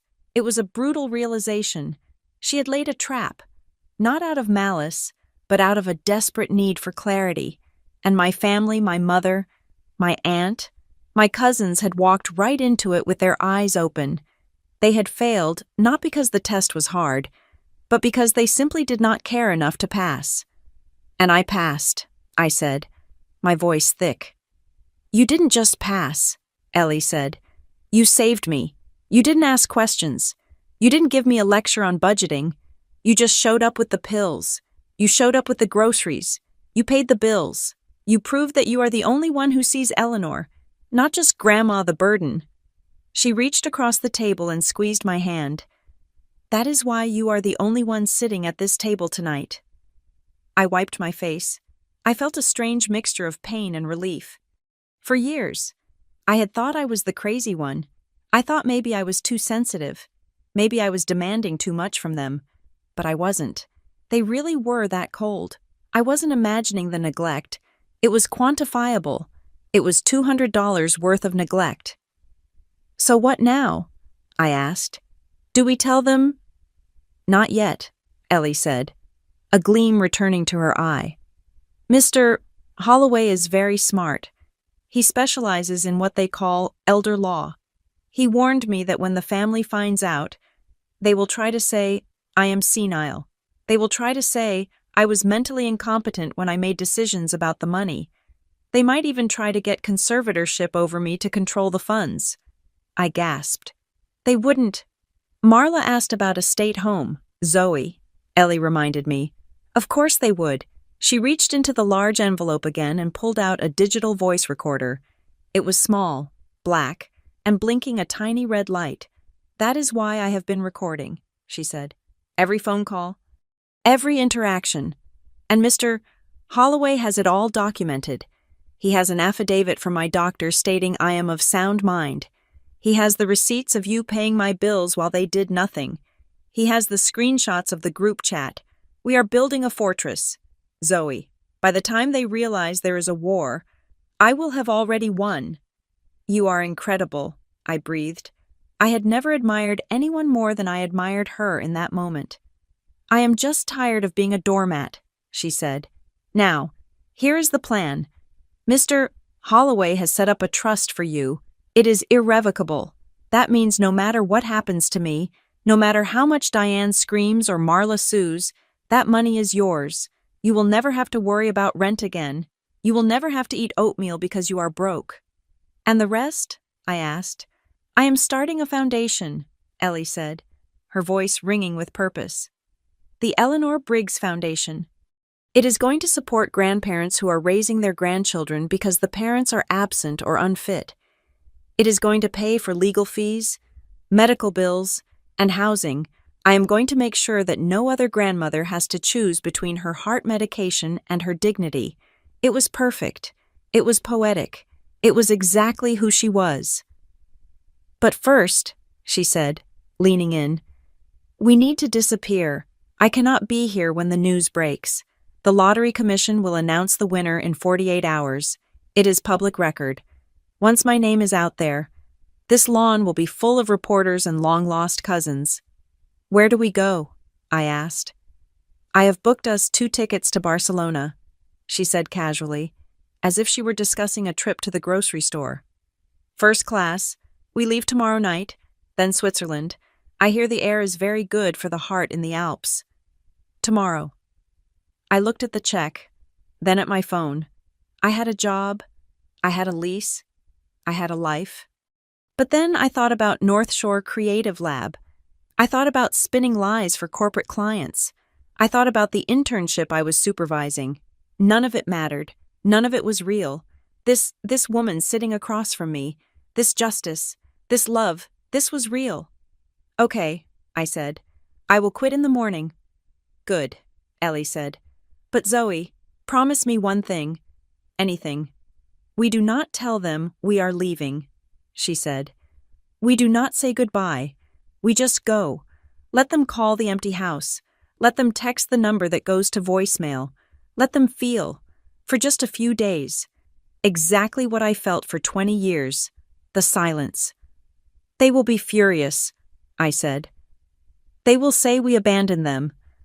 Let them, Ellie said, standing up and smoothing her blue dress. They will find out the truth soon enough. But they are not going to find out because we were polite enough to tell them. They are going to find out the hard way. She walked to the window and pulled the blind down tight, shutting out the world. They will know, she said, turning off the living room lamp, plunging us into the soft shadows. But not in the way they want. They want a check. What they are going to get is a mirror. The morning after the revelation, I woke up expecting the world to look different. It did. But not because the sky had changed color or the laws of physics had shifted. It looked different because for the first time in 12 years, I was not waking up to the crushing weight of negative net worth. I rolled over and checked my phone. There were 5 notification emails from my student loan provider, my credit card company, and the bank that held the loan for my used Honda. I opened them, my heart doing a strange, fluttering dance in my chest. Payment received, balance 0, payment received, balance 0, account closed, paid in full. Ellie had not just handed me a check and told me to figure it out. While I was sleeping, she had instructed Mr. Holloway to electronically obliterate every single debt attached to my Social Security number. She had done it directly. There was no large transfer of cash into my account that would trigger questions from the family or the IRS. It was a surgical strike against my poverty. I walked into the kitchen. Ellie was there, dressed in a sharp beige trench coat, drinking coffee. She looked 10 years younger, the hunch in her shoulders, the one born from carrying the invisible weight of apology, was gone. Good morning, she said, sliding a plate of toast toward me. Eat up. We have an appointment at 9 o'clock. With the lawyer? I asked, looking at my phone again, just to make sure the zeros were still there. Yes, we are building the moat before we lower the drawbridge, she said. The office of Holloway and Partners was a fortress of mahogany and silence in the financial district. Mr. Holloway was a man who looked like he was carved out of expensive soap smooth, clean, and vaguely intimidating. He did not treat Ellie like a confused old woman. He treated her like the CEO of a multinational corporation. Zoe, Mr. Holloway said, sliding a thick document across the polished table. Your grandmother has instructed us to establish the Zoe Cooper Irrevocable Trust. The initial funding is $10 million. I choked on my water. 10 million? It is structured to protect you, he continued, ignoring my gasp. You will receive a monthly stipend that is generous enough to live anywhere in the world. But the principal is locked. We have included a specific anti-coercion clause. If you suddenly request a large lump sum, say, because a family member is pressuring you, the trustee, which is our firm, has the legal obligation to deny the request. You cannot give this money away even if you want to. I looked at Ellie. You think they will come after me? I think they will try to guilt you, she said calmly. They will say I am senile and you are manipulating me. They will try to get you to sign things. This protects you. You can just tell them. Sorry that the mean lawyer won't let me access the money. It gives you an excuse to say no. Smart, I said. Terrifyingly smart. Next item, Holloway said. The Eleanor Briggs Foundation. This was the part that made my throat tight. Ellie was putting $50 million into a charitable trust. The mission statement was simple and devastating to provide legal defense, medical gap funding, and emergency housing for elderly individuals who were being financially exploited or neglected by their families. I want a specific grant, Ellie told the lawyer, leaning forward. For heart medication, no senior citizen in this state should have to cut a pill in half because their daughter needs a new patio. Holloway took notes. Done. We can have the framework set up by the end of the week. Then, the mood in the room shifted. Holloway took off his glasses and looked at Ellie with a serious expression. Eleanor, before you leave for the airport, there is one more thing. My paralegals were doing the standard due diligence on your previous legal exposure, just to make sure there are no outstanding liens. And, Ellie asked, we found a record of an inquiry made to Dr. Evans' office 2 months ago, and a consultation with a probate attorney in the suburbs. I felt a cold chill that had nothing to do with the air conditioning.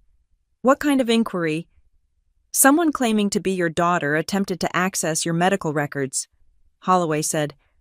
Specifically, they were looking for a diagnosis of dementia or cognitive decline. They were blocked because of HIPAA laws. But they tried hard. They yelled at the receptionist. I looked at Ellie. She did not look surprised. She looked validated. They were building a case, Ellie said, her voice like ice. They wanted to prove I was incompetent so they could put me in the home against my will. That is why Cole found that facility. They needed a medical reason to force me in. And the probate attorney, I asked. They wanted to know the procedure for obtaining involuntary guardianship, Holloway confirmed. It seems they were preparing to take control of your assets, which, at the time, was just the house and the pension. They wanted to sell the house to pay for the nursing home. I felt sick. It was one thing to be neglectful. It was another to be predatory. They were actively plotting to strip her of her freedom before she even won a dime. Change everything, Ellie said. She did not hesitate. New locks on the house, today, alarm system, and I want to execute a new power of attorney right now. You, Mr. Holloway, and Zoe, no one else. If I end up in a hospital, Diane is not allowed past the front desk. Drafting it now, Holloway said. We signed the papers with a fury. Every signature felt like a door slamming in their faces. When we walked out of that office, we were no longer just a grandmother and granddaughter on a trip. We were a sovereign nation with closed borders. The flight to Barcelona was a blur of hot towels and reclining seats. I had never flown first class. I had never flown anywhere that did not involve a budget airline and a layover in a grim domestic terminal, but as I sipped champagne at 30,000 feet, watching Ellie watch a movie on her personal screen, I realized the luxury was not the point. The point was the exhale. For the first time in years, she was not calculating. She was just existing. Barcelona was a fever dream of color. We stayed in a hotel that used to be a palace. We ate dinner at midnight. We walked down Las Ramblas, and when Ellie saw a silk scarf she liked, she just bought it. She did not look for the price tag. She did not ask if it was on sale. She handed over her black card and kept walking. It is strange, she said to me on our third day, as we sat on a terrace overlooking the Mediterranean, eating paella that cost more than my weekly grocery budget. What is, I asked, the money? It does not feel like it changed me. I am still the same person who likes her tea hot and her feet warm, but it changed the air around me. It is like I can finally breathe. She looked at the ocean. Money just clarifies what is already there. Zoe, if you are a greedy person, it makes you a monster. If you are a free person, it gives you wings. And if you are my family well, it reveals that you were never really family at all. We moved on to Switzerland after 5 days. The air in the Alps was crisp and thin, smelling of pine and snow. We checked into a wellness resort that sat on the edge of a glass-like lake. It was quiet. It was the complete opposite of the chaos we had left behind. It was there, in the quiet, that I made the mistake. Or maybe it was not a mistake. Maybe it was a subconscious desire to light the fuse. I was sitting on the balcony of our suite, wrapped in a cashmere blanket, watching the sun hit the peaks of the mountains. I looked happy. My skin was clear. The dark circles under my eyes were gone. I took a selfie. I did not tag the location. I did not show the expensive room service cart. I did not show the jewelry.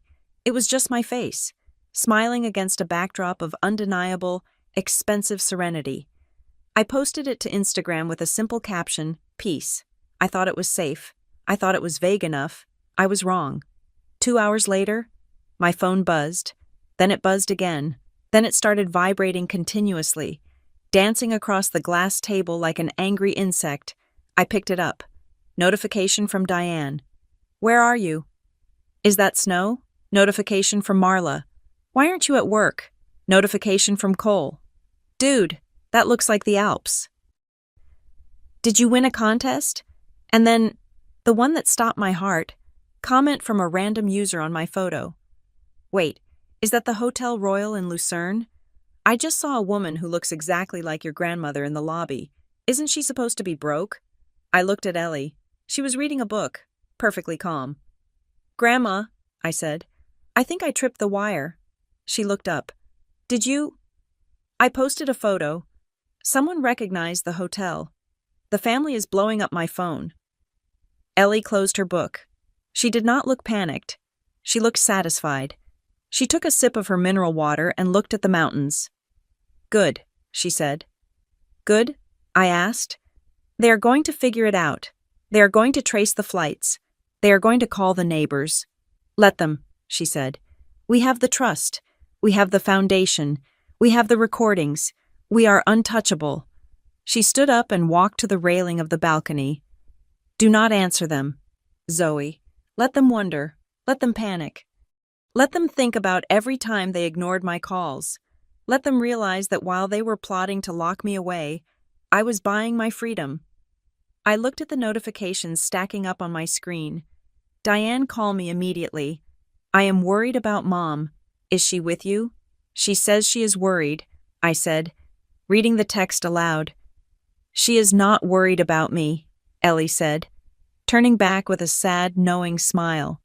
"She is worried that her plan to control me has failed. She is sensing a shift in power, and she hates it." The sun dipped below the mountains, casting long purple shadows across the lake. "When they find out the truth," Ellie said softly, "and they will find out soon, they are going to come running. They are going to cry. They are going to say they are sorry." "Do you think they will mean it?" I asked. Ellie shook her head. "No, they will not be sorry that they were cruel. They will not be sorry that they left me to beg for medicine. They will be sorry because they were caught. They will be sorry because they realized they bet on the wrong horse." She turned off the lights in the suite, leaving us in the twilight. "Turn off your phone. Zoe, let's order fondue. The show is about to start, and I want to enjoy my dinner before we have to deal with the audience." I powered down my phone. The screen went black, silencing the frantic buzz of a family that was just beginning to realize they had lost something they never knew they had. We were thousands of miles away, protected by millions of dollars and layers of steel-clad law. But the real distance wasn't geographical.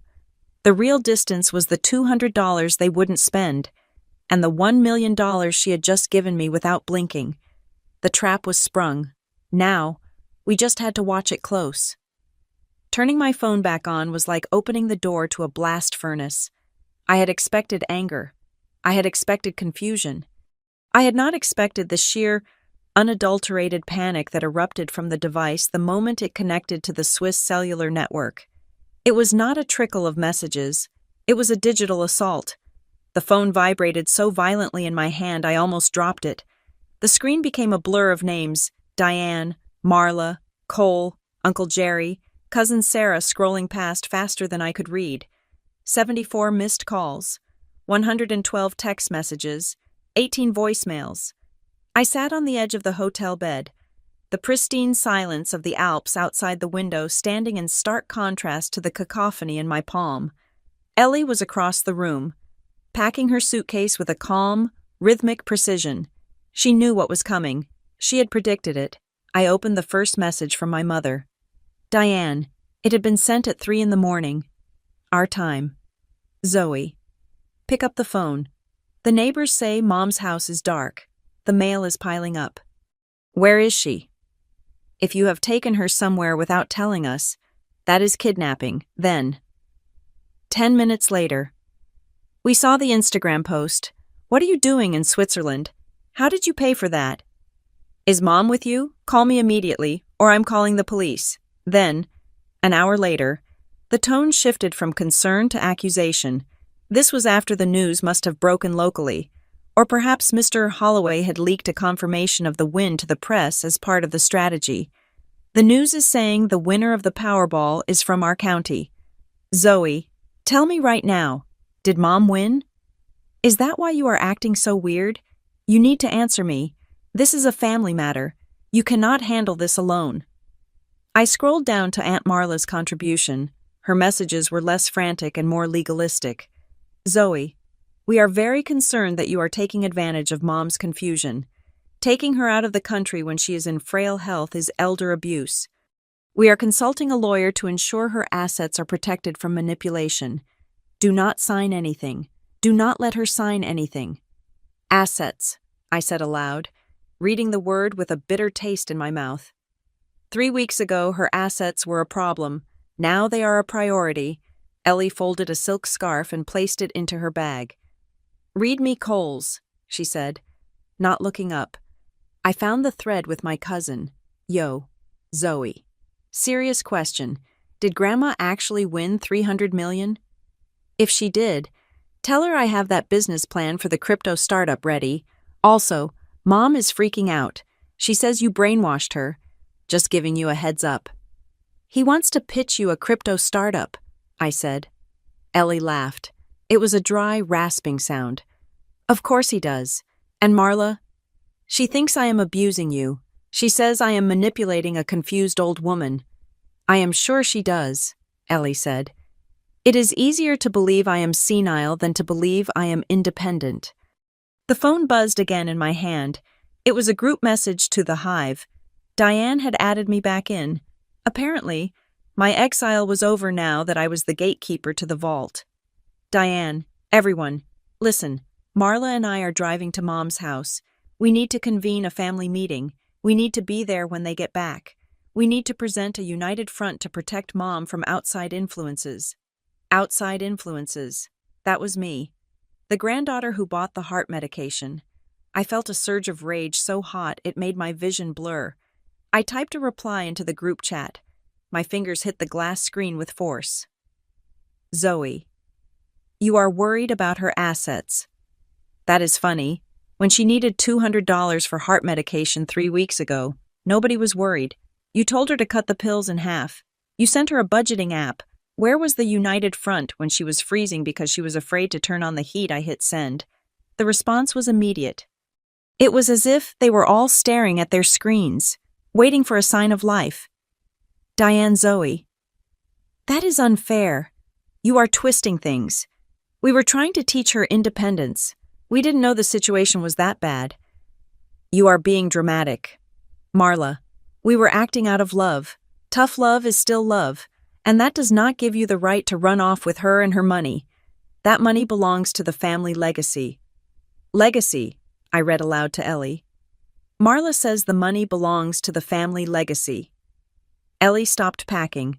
She walked over to me and took the phone from my hand. She looked at the screen, reading the stream of excuses and justifications. She did not look angry. She looked resigned, like a teacher realizing the entire class had failed the final exam. She typed a message herself. She did not sign it Mom or Grandma. She just typed, I asked for help to stay alive. You told me I was a burden. You told me to budget better. I followed your advice. I budgeted. I hired a lawyer. And now I am solvent. I do not need a meeting. I needed a family. I didn't have one then, and I certainly do not have one now that I am wealthy. She sent it. For a full minute, the group chat was silent. The 3 dots that indicated typing appeared and disappeared for Diane, then for Marla, then for Uncle Jerry. They were struggling to spin this. They were trying to find an angle where they were the victims. Finally, the pivot happened. It was synchronized, as if they had rehearsed it. Diane. Mom. Oh my God, you are reading this. We were so worried. There has been a huge misunderstanding. We never meant you were a burden. We were just stressed. Please, let us explain. We just want to make sure you are safe. Marla, Mom. Please come home. Zoe is putting things in your head. We love you. We have always loved you. Let's all sit down and talk about the future. We can get you the best care possible. We can get you a private nurse. A private nurse, Ellie mused. 3 weeks ago, Cole suggested a state dormitory. Then, my personal messages pinged. It was a text from a number I didn't recognize. I opened it. Hi, Zoe. This is Cousin Brenda. I know we haven't talked since Christmas 5 years ago, but I am watching the group chat explode, and I thought you should know something. Brenda was the black sheep of the extended family, a woman who had divorced 3 times and was generally shunned by Marla and Diane for being trashy. Brenda, be careful with Marla. 2 months ago, she called me asking for the number of my friend who works in probate court. She asked specifically about the process for involuntary guardianship. She said Grandma was losing her marbles, and they needed to take control of the house before she did something stupid. She wasn't worried about Grandma. She was worried Grandma would reverse mortgage the house and leave them nothing. I stared at the screen. The air in the room seemed to drop 10 degrees. Grandma, I said, my voice shaking. You were right. It wasn't just neglect. It was a conspiracy. I showed her Brenda's text. Ellie read it. Her face did not change, but her eyes went very dark. Involuntary guardianship, she whispered. They wanted to lock me up. They wanted to take my rights away, not because I was sick, but because they wanted the house. The house was worth maybe $300,000 on a good day. They were willing to strip their mother of her freedom for a split of $300,000. They are at the house right now, I said, checking the group chat again. Diane just posted that they are in the driveway. They can't get in because you changed the locks, but they are camping out. They say they aren't leaving until we come back. Ellie stood up straight. She buttoned her trench coat. Well, she said, if they want a meeting, let's give them a meeting. You want to go back? I asked. We could stay here. We could go to Fiji. We never have to see them again. No, Ellie said firmly. If I run, they will say I am weak. They will say I am afraid. I want to look them in the eye. I want them to smell the money and know they can't touch it. I want to see Marla's face when she realizes that the confused old woman has a better lawyer than she does. She picked up her purse. Book the flight. Zoe, we are going home. But call Mr. Holloway first. Tell him to meet us there, and tell him to bring the security team. The flight back took 9 hours. We did not sleep. We spent the time reviewing the trust documents, rehearsing our lines. Ellie was not acting like a lottery winner. She was acting like a general preparing for a court-martial. We landed, took the private car Holloway had arranged, and drove toward the old neighborhood. It was strange to be back in the familiar, potholed streets after the pristine perfection of Switzerland. As we turned the corner onto Elm Street, I saw it. It looked like a block party. Diane's silver Lexus was parked on the lawn, literally on the grass that Ellie had tended for 40 years. Marla's massive SUV was blocking the driveway. Uncle Jerry's pickup truck was on the sidewalk. There were other cars I didn't recognize, cousins, second cousins, people who hadn't visited in a decade. They were leaning against their cars, holding coffee cups, talking in huddled groups. They had turned my grandmother's home into a staging ground for their greed. Look at them, Ellie said from the back seat, her voice dripping with disdain. They didn't come when I had the flu. They didn't come when the basement flooded. But they are here now. They look like vultures, I said. Vultures have a purpose, Ellie corrected. These people are just parasites. Our driver, a large man with a thick neck named Frank, slowed the black Lincoln Navigator to a crawl. The crowd on the lawn turned. They saw the expensive car. They saw the tinted windows. They knew. I saw Diane wave. She was smiling a wide, frantic, terrifying smile. She started walking toward the car before we even stopped. Marla was right behind her, fixing her hair. Are you ready? I asked Ellie. She put on her sunglasses, even though it was overcast. I have $333 million, a team of lawyers, and the truth, she said, I have never been more ready in my life. The car stopped. The locks clicked open, and as the door swung out, I saw the hunger in their eyes. They weren't looking at Ellie. They were looking at the golden ticket. They were about to find out that the ticket had already been punched, and the ride they were waiting for had left the station without them. The moment we stepped across the threshold of the house, the atmosphere changed. Outside, the air had been filled with the nervous energy of the gathered neighbors and the humid warmth of the afternoon. Inside, the air was conditioned, stale, and thick with a predatory silence. My grandmother's living room, usually a sanctuary of soft knitted blankets and the smell of chamomile, had been transformed into a courtroom. My mother, Diane, and Aunt Marla had rearranged the furniture. They had pulled the dining table into the center of the room, pushing the sofa back against the wall. Seated around the table were the key players of the inner circle: Diane, Marla, Uncle Jerry, and a man I recognized as the family accountant, a nervous-looking guy named Steve, who usually only showed up at tax time. On the table, there were no teacups. There were stacks of paper. I saw printouts of tax codes, brochures for high-net-worth asset management, and what looked like a generic will template downloaded from the internet. They were not here to welcome us home. They were here to process us. "Mom," Diane said, standing up. She smoothed her skirt, her face arranging itself into a mask of deep, pained concern. "Thank God you are safe. We have been out of our minds with worry." "You look well, Mom," Marla added, her eyes scanning Ellie's new trench coat and the silk scarf from Barcelona. "Traveling at your age, it is risky. You really should have consulted Dr. Evans first." Ellie did not hug them. She did not smile. She walked past Diane's outstretched arms and sat at the head of the table, in the spot where she usually sat to clip coupons. She gestured for me to sit on her right. "I am fine," Ellie said. Her voice was calm, but it had a new weight to it. "Sit down, Diane, Marla.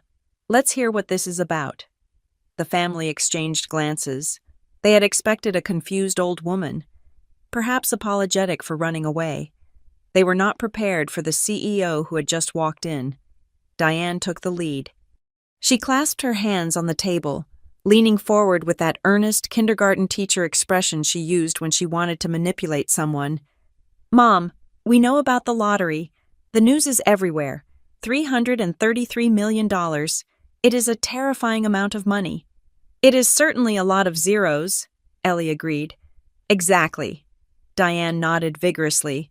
"And look, we know you mean well. We know you want to be generous. But money like that brings sharks.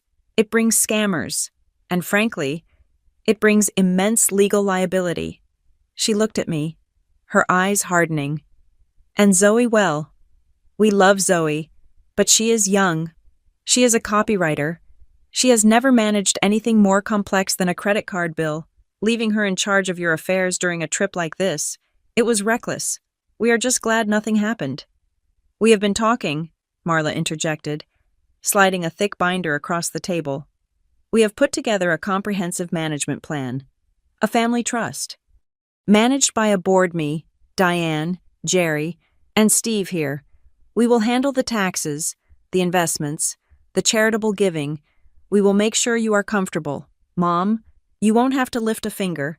We will give you an allowance, of course, a very generous one, so you can enjoy your golden years without the stress of administration."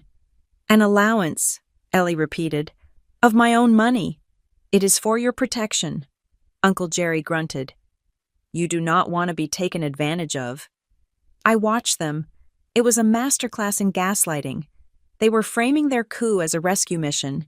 They were trying to take the reins not because they wanted the money, oh no, that would be gauche, but because they wanted to protect the legacy. "And Zoe," Diane added, turning to me with a pitying smile, "we know you have debts. We can help with those.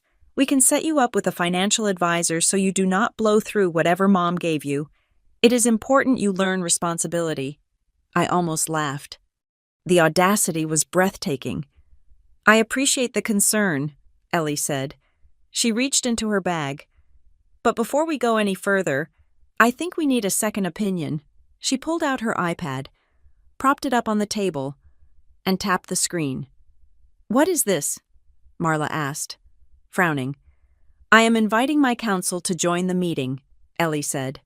The screen flickered to life, and the sharp, high-definition face of Mr. Holloway filled the display. He was sitting in his office, backed by a wall of law books, looking every inch the legal shark Diane had just warned us about. Good afternoon, Eleanor, Holloway's voice boomed from the speakers, cutting through the room like a knife. Is this the family? The room went silent. Steve the accountant looked like he wanted to crawl under the table. Diane went pale. Who is this? Marla demanded. Mom, this is a private family discussion. We do not need strangers involved. Mr. Holloway is not a stranger, Ellie said. He is the head of the firm representing the trust that now holds the winning ticket. Anything you have to say to me, you say to him. Diane recovered first. She laughed, a nervous, trilling sound. Oh, Mom. Really, a lawyer. We are your children. We are not suing you. We are trying to help. Help, Holloway repeated. Interesting word. My client has instructed me to listen to your proposals regarding her assets. Please, proceed. The dynamic in the room shifted instantly. The Protective Family Act crumbled, replaced by a desperate need to regain control. Marla reached into her oversized designer bag. Fine. If we are being formal, let's be formal. Mom, look, we know you are overwhelmed. We know your memory hasn't been great lately. We just want to make this easy for you. She pulled out a single document. It was not a binder. It was a crisp, 3-page legal form. This is a durable power of attorney, Marla said, sliding it toward Ellie, bypassing the iPad. It just authorizes me and Diane to sign documents on your behalf, for the taxes, for the estate planning. It saves you from having to read thousands of pages of boring legal jargon. Just sign this, and we can handle the heavy lifting. You can go back to gardening. You can go back to your life. I looked at the document. It was standard, but lethal. It was the convenience trap. Stop, Holloway's voice barked from the iPad. Eleanor, do not touch that pen. I wasn't going to, Ellie said. She looked at the paper. Marla, does this document give you control over my medical decisions as well? Marla hesitated. Well, yes, it is standard. In case fall or something, we need to be able to help. And does it give you the power to liquidate assets to pay for my care? Ellie asked. Of course, Marla said, her voice tight. Mom, why are you being so suspicious? We are your daughters. I decided it was time. I stood up. You are not suspicious because you are paranoid. Grandma, I said. You are suspicious because you have a memory. I pulled my phone out and connected it to the large television screen mounted on the wall, the one Graham had bought for watching football.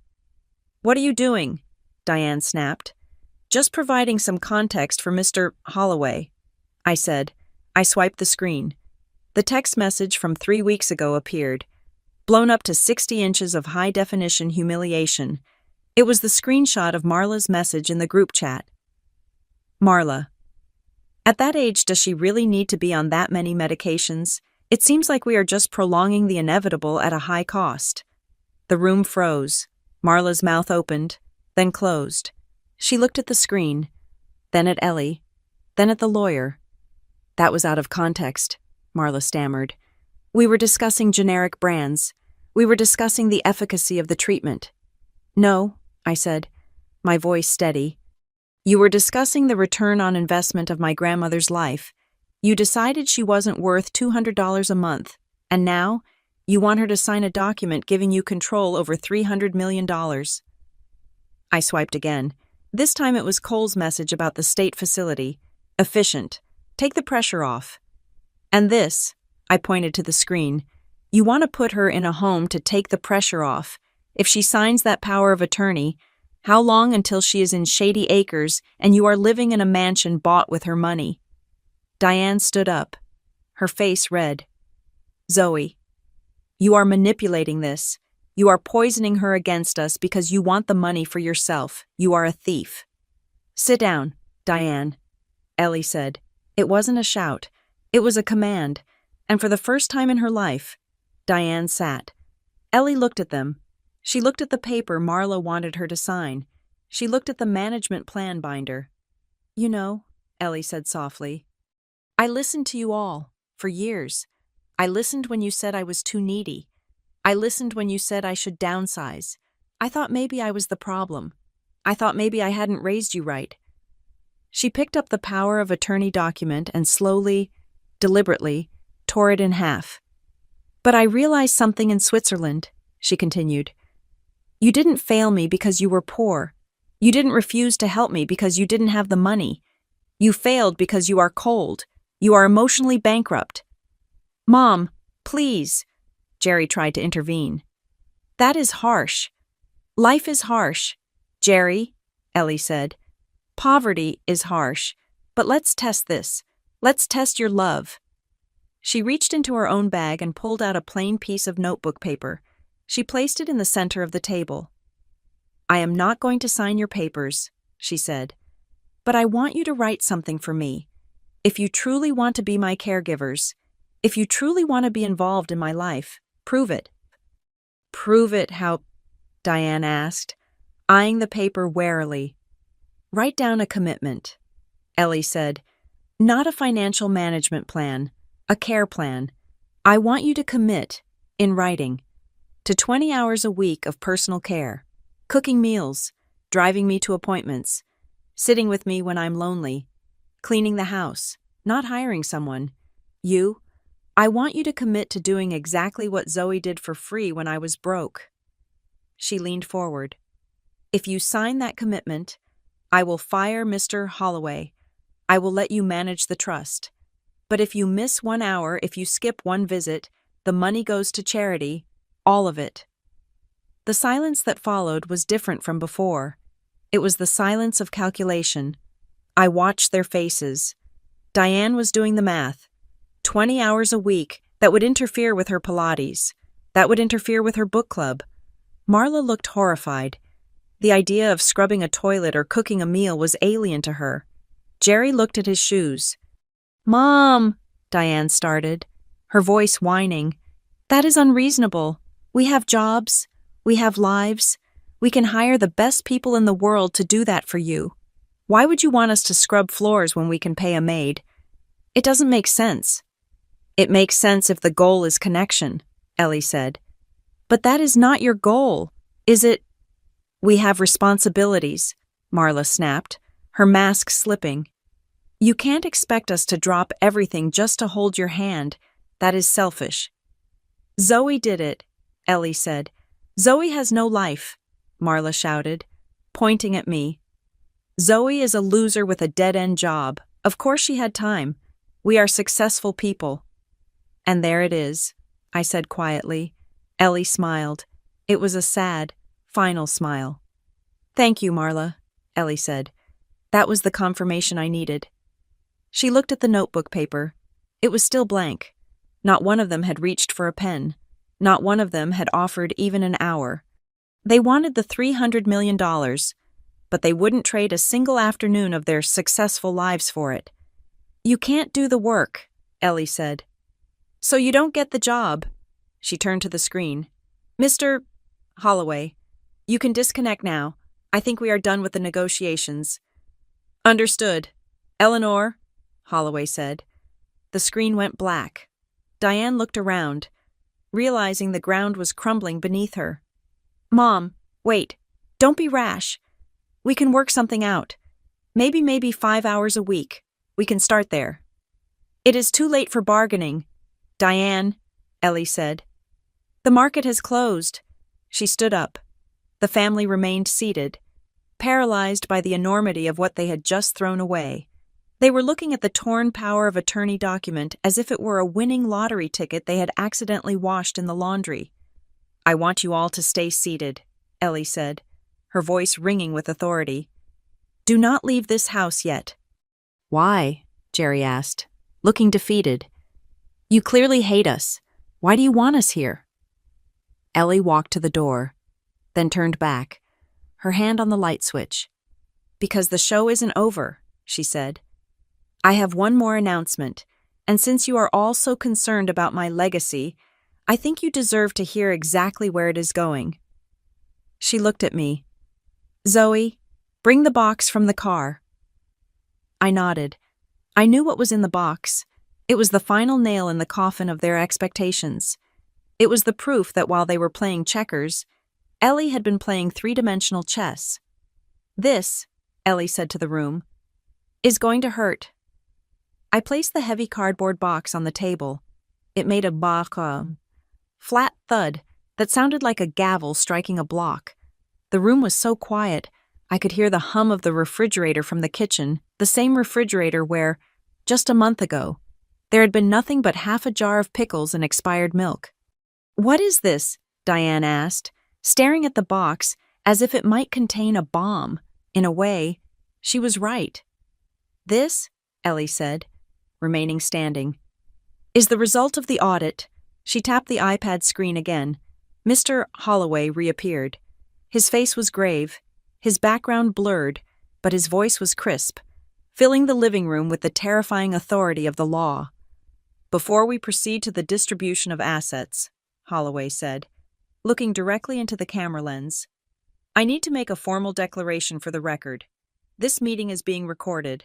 I, Arthur Holloway, certify that my client, Eleanor Briggs, has undergone 3 separate independent psychiatric evaluations over the last 14 days. She has been declared fully competent, of sound mind, and free from any external duress or undue influence.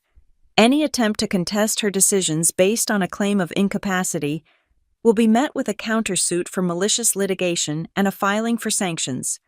He paused, letting the weight of those words settle on Marla's shoulders. "Furthermore," Holloway continued, "the trust documents we have executed contain a no-contest clause. If any beneficiary attempts to challenge the validity of the will or the trust in court, they are automatically disinherited from any portion they were set to receive. Do I make myself clear?" "Crystal," Ellie said. She didn't look at the screen. She looked at her children. "Good," she said. "Now, I want to read you something, not a legal document, a history." She opened the first folder from the box. It wasn't a will. It was a bound transcript of the family group chat. The Hive, going back 5 years. She put on her reading glasses. The movement was slow, deliberate. She looked like a schoolteacher preparing to read a story to a class of unruly toddlers. "October 12th, Ellie read, her voice steady.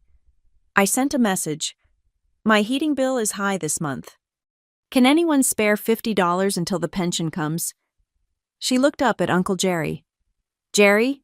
You replied, "Mom, you have to stop asking. It makes things awkward. Maybe wear a sweater." Jerry turned a deep, beet red. He opened his mouth to speak, but Ellie cut him off by turning the page. "November 4th, she continued. "I sent a picture of the leak in the roof.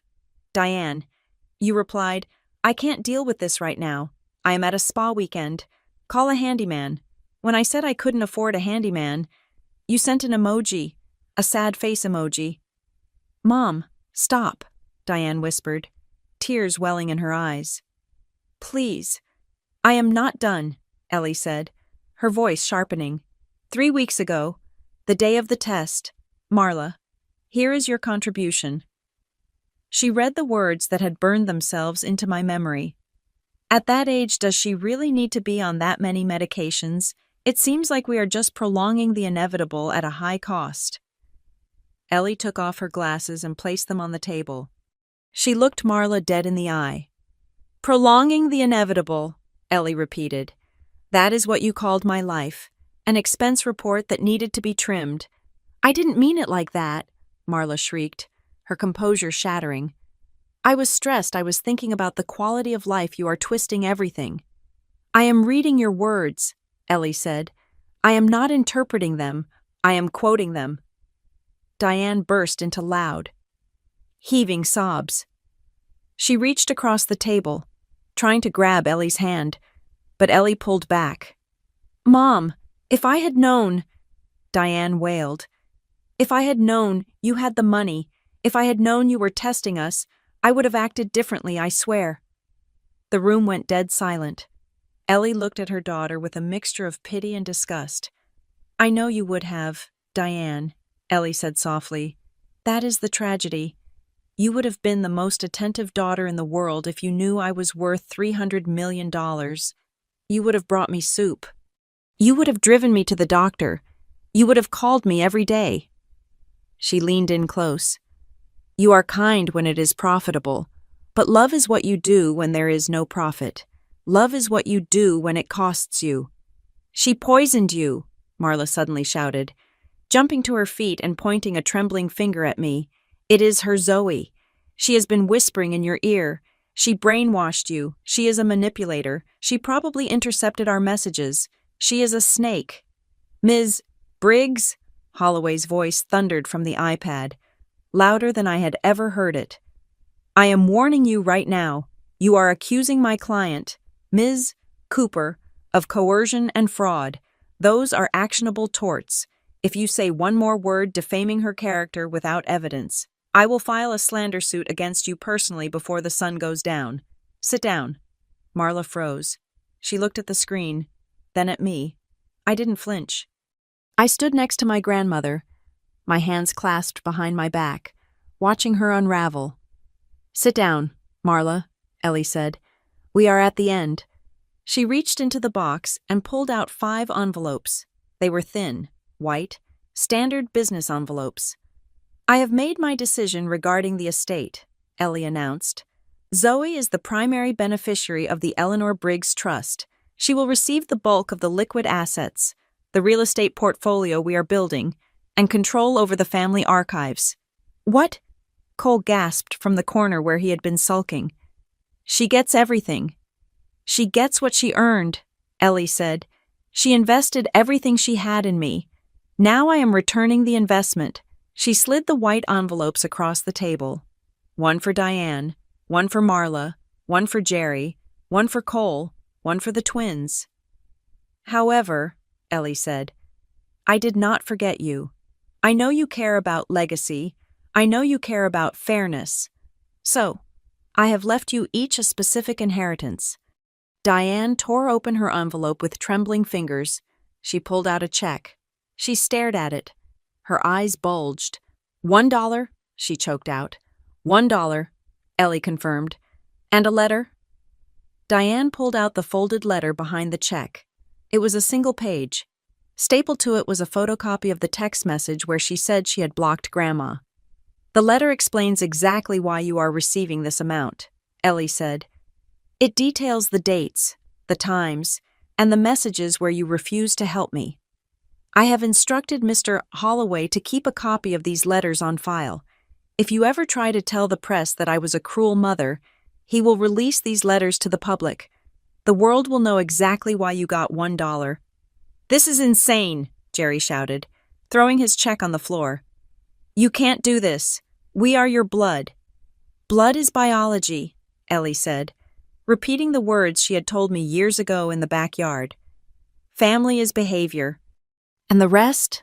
Marla hissed, clutching her $1 check like it was a grenade. You have $300 million. You can't give it all to Zoe. That is too much for one person. Where is the rest? Ellie smiled. This was the moment she had been waiting for. You are right, she said. It is too much for one person. Zoe doesn't want it all. So, we established the Eleanor Briggs Foundation. She pulled a glossy brochure from the box and tossed it into the center of the table. The foundation has an endowment of $200 million, Ellie declared. Its mission is to provide emergency financial assistance to elderly Americans who are at risk of medical neglect. She paused, letting the irony soak into the carpet. Specifically, she added, her voice hard as steel, the bylaws state that the funds are to be used for seniors whose families have refused to assist them with the cost of life-saving medication. Every time the foundation cuts a check for someone's heart pills, the letter accompanying it will say, "This grant is made in honor of the family of Eleanor Briggs, Who taught her the value of $200? You are mocking us, Diane whispered, her face pale. You are using $200 million to humiliate us forever. I am using the money to make sure no one else has to feel the way you made me feel. Ellie corrected. It is not fair, Cole yelled, stepping forward. Grandma, come on. I have student loans. I have a future. You are giving money to strangers instead of your own grandson. How is that fair? Ellie stood up. She slammed her hand down on the table. The sound cracked like a gunshot. Fair, she shouted. The power in her voice made Cole stumble back. You want to talk about fair is a two-way street. Cole, fair is reciprocity. She looked around the room, her gaze searing into each of them. I asked for $200, she said, her voice dropping to a terrifying whisper. $200 to keep my heart beating. That is all I asked. If any of you had given it to me, you would be sitting on a yacht right now. I would have given you the world. She waited. So tell me, she demanded, when I asked for $200, who gave it to me? Silence. Absolute, suffocating silence. Diane looked at the floor. Marla looked at the wall. Jerry looked at his hands. Nobody, Ellie answered herself. Nobody but Zoe. So do not talk to me about fairness. You got exactly what you paid for. You invested $0. You got $0. She pointed to the door. Get out. Mom, Diane started. Get out, Ellie roared. Get out of my house. Get off my lawn. Take your cars. Take your $1 checks. And go. If you are not off this property in 5 minutes, Mr. Holloway will call the police and have you arrested for trespassing. And don't think I won't do it. I have a very expensive security team waiting down the street who would love to escort you out. Let's go, Marla muttered, grabbing her bag. She looked at Ellie one last time, her eyes full of venom. You are going to die alone, old woman. I would rather die alone, Ellie said, than live with vultures. They filed out. It was a procession of defeat. Diane was sobbing loudly. Jerry was cursing under his breath. Cole looked like he was in shock. Marla walked with her head high, but I saw her hand shaking as she gripped the doorframe. I walked to the door and watched them go. They got into their cars, the Lexus, the SUV, the pickup truck. The engines roared to life. They didn't look back. They just drove away, leaving tire marks on the wet pavement. I closed the door. I turned the deadbolt. I engaged the new security chain. The silence that rushed back into the house wasn't the heavy, lonely silence of before. It was a clean silence. It was the silence of a storm that had finally blown itself out. Ellie was standing by the table, her hands resting on the box of receipts, her shoulders slumped. The adrenaline was fading, leaving her looking small again, but not weak. Never again weak. Are you okay? I asked, walking over to her. She took a deep breath, filling her lungs with the air of her own home. She looked around the room, at the old photos, the worn carpet, the life she had fought so hard to keep. I am tired, Zoe, she said softly. I know, I said. It is over. It is, she nodded. She looked at me, and a genuine smile broke through the exhaustion. For 20 years, I smiled when I wanted to scream. I said, it is okay. When it hurt, I pretended I didn't see them rolling their eyes. She exhaled, a long, shuddering breath that seemed to carry decades of weight out of her body. Finally, she whispered, finally, I don't have to act fine anymore. I can just be. You are free, I said. We are free, she corrected. She reached out and took my hand. Her skin was warm. Her pulse was steady thanks to the medicine, and thanks to the fire that had reignited in her soul. You know, she said, looking at the door where they had just exited. They called me a burden for so long. I almost started to believe it. I squeezed her hand. I looked at this woman who had outsmarted them all, who had turned her pain into a fortress and her love into a legacy. Grandma, I said, my voice thick with emotion. You are not a burden. You never were. I looked at the empty chairs where the successful family members had sat, exposed and small. You are the standard, I said. And they just couldn't measure up. Ellie smiled. A true, peaceful smile. She turned off the overhead light, leaving us in the warm glow of the kitchen lamp. Come on, she said.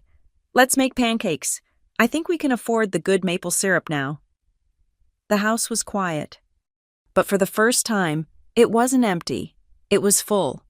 Thank you so much for listening to Zoe and Grandma Ellie's story of justice and redemption. I would love to know where you are tuning in from today. Please leave a comment below with your city or country. Let's see how far this story has traveled. If you enjoyed seeing the greedy family get what they deserved, please subscribe to Maya Revenge Stories, like this video, and hit that hype button to help us share this story with even more people. Your support means the world to us.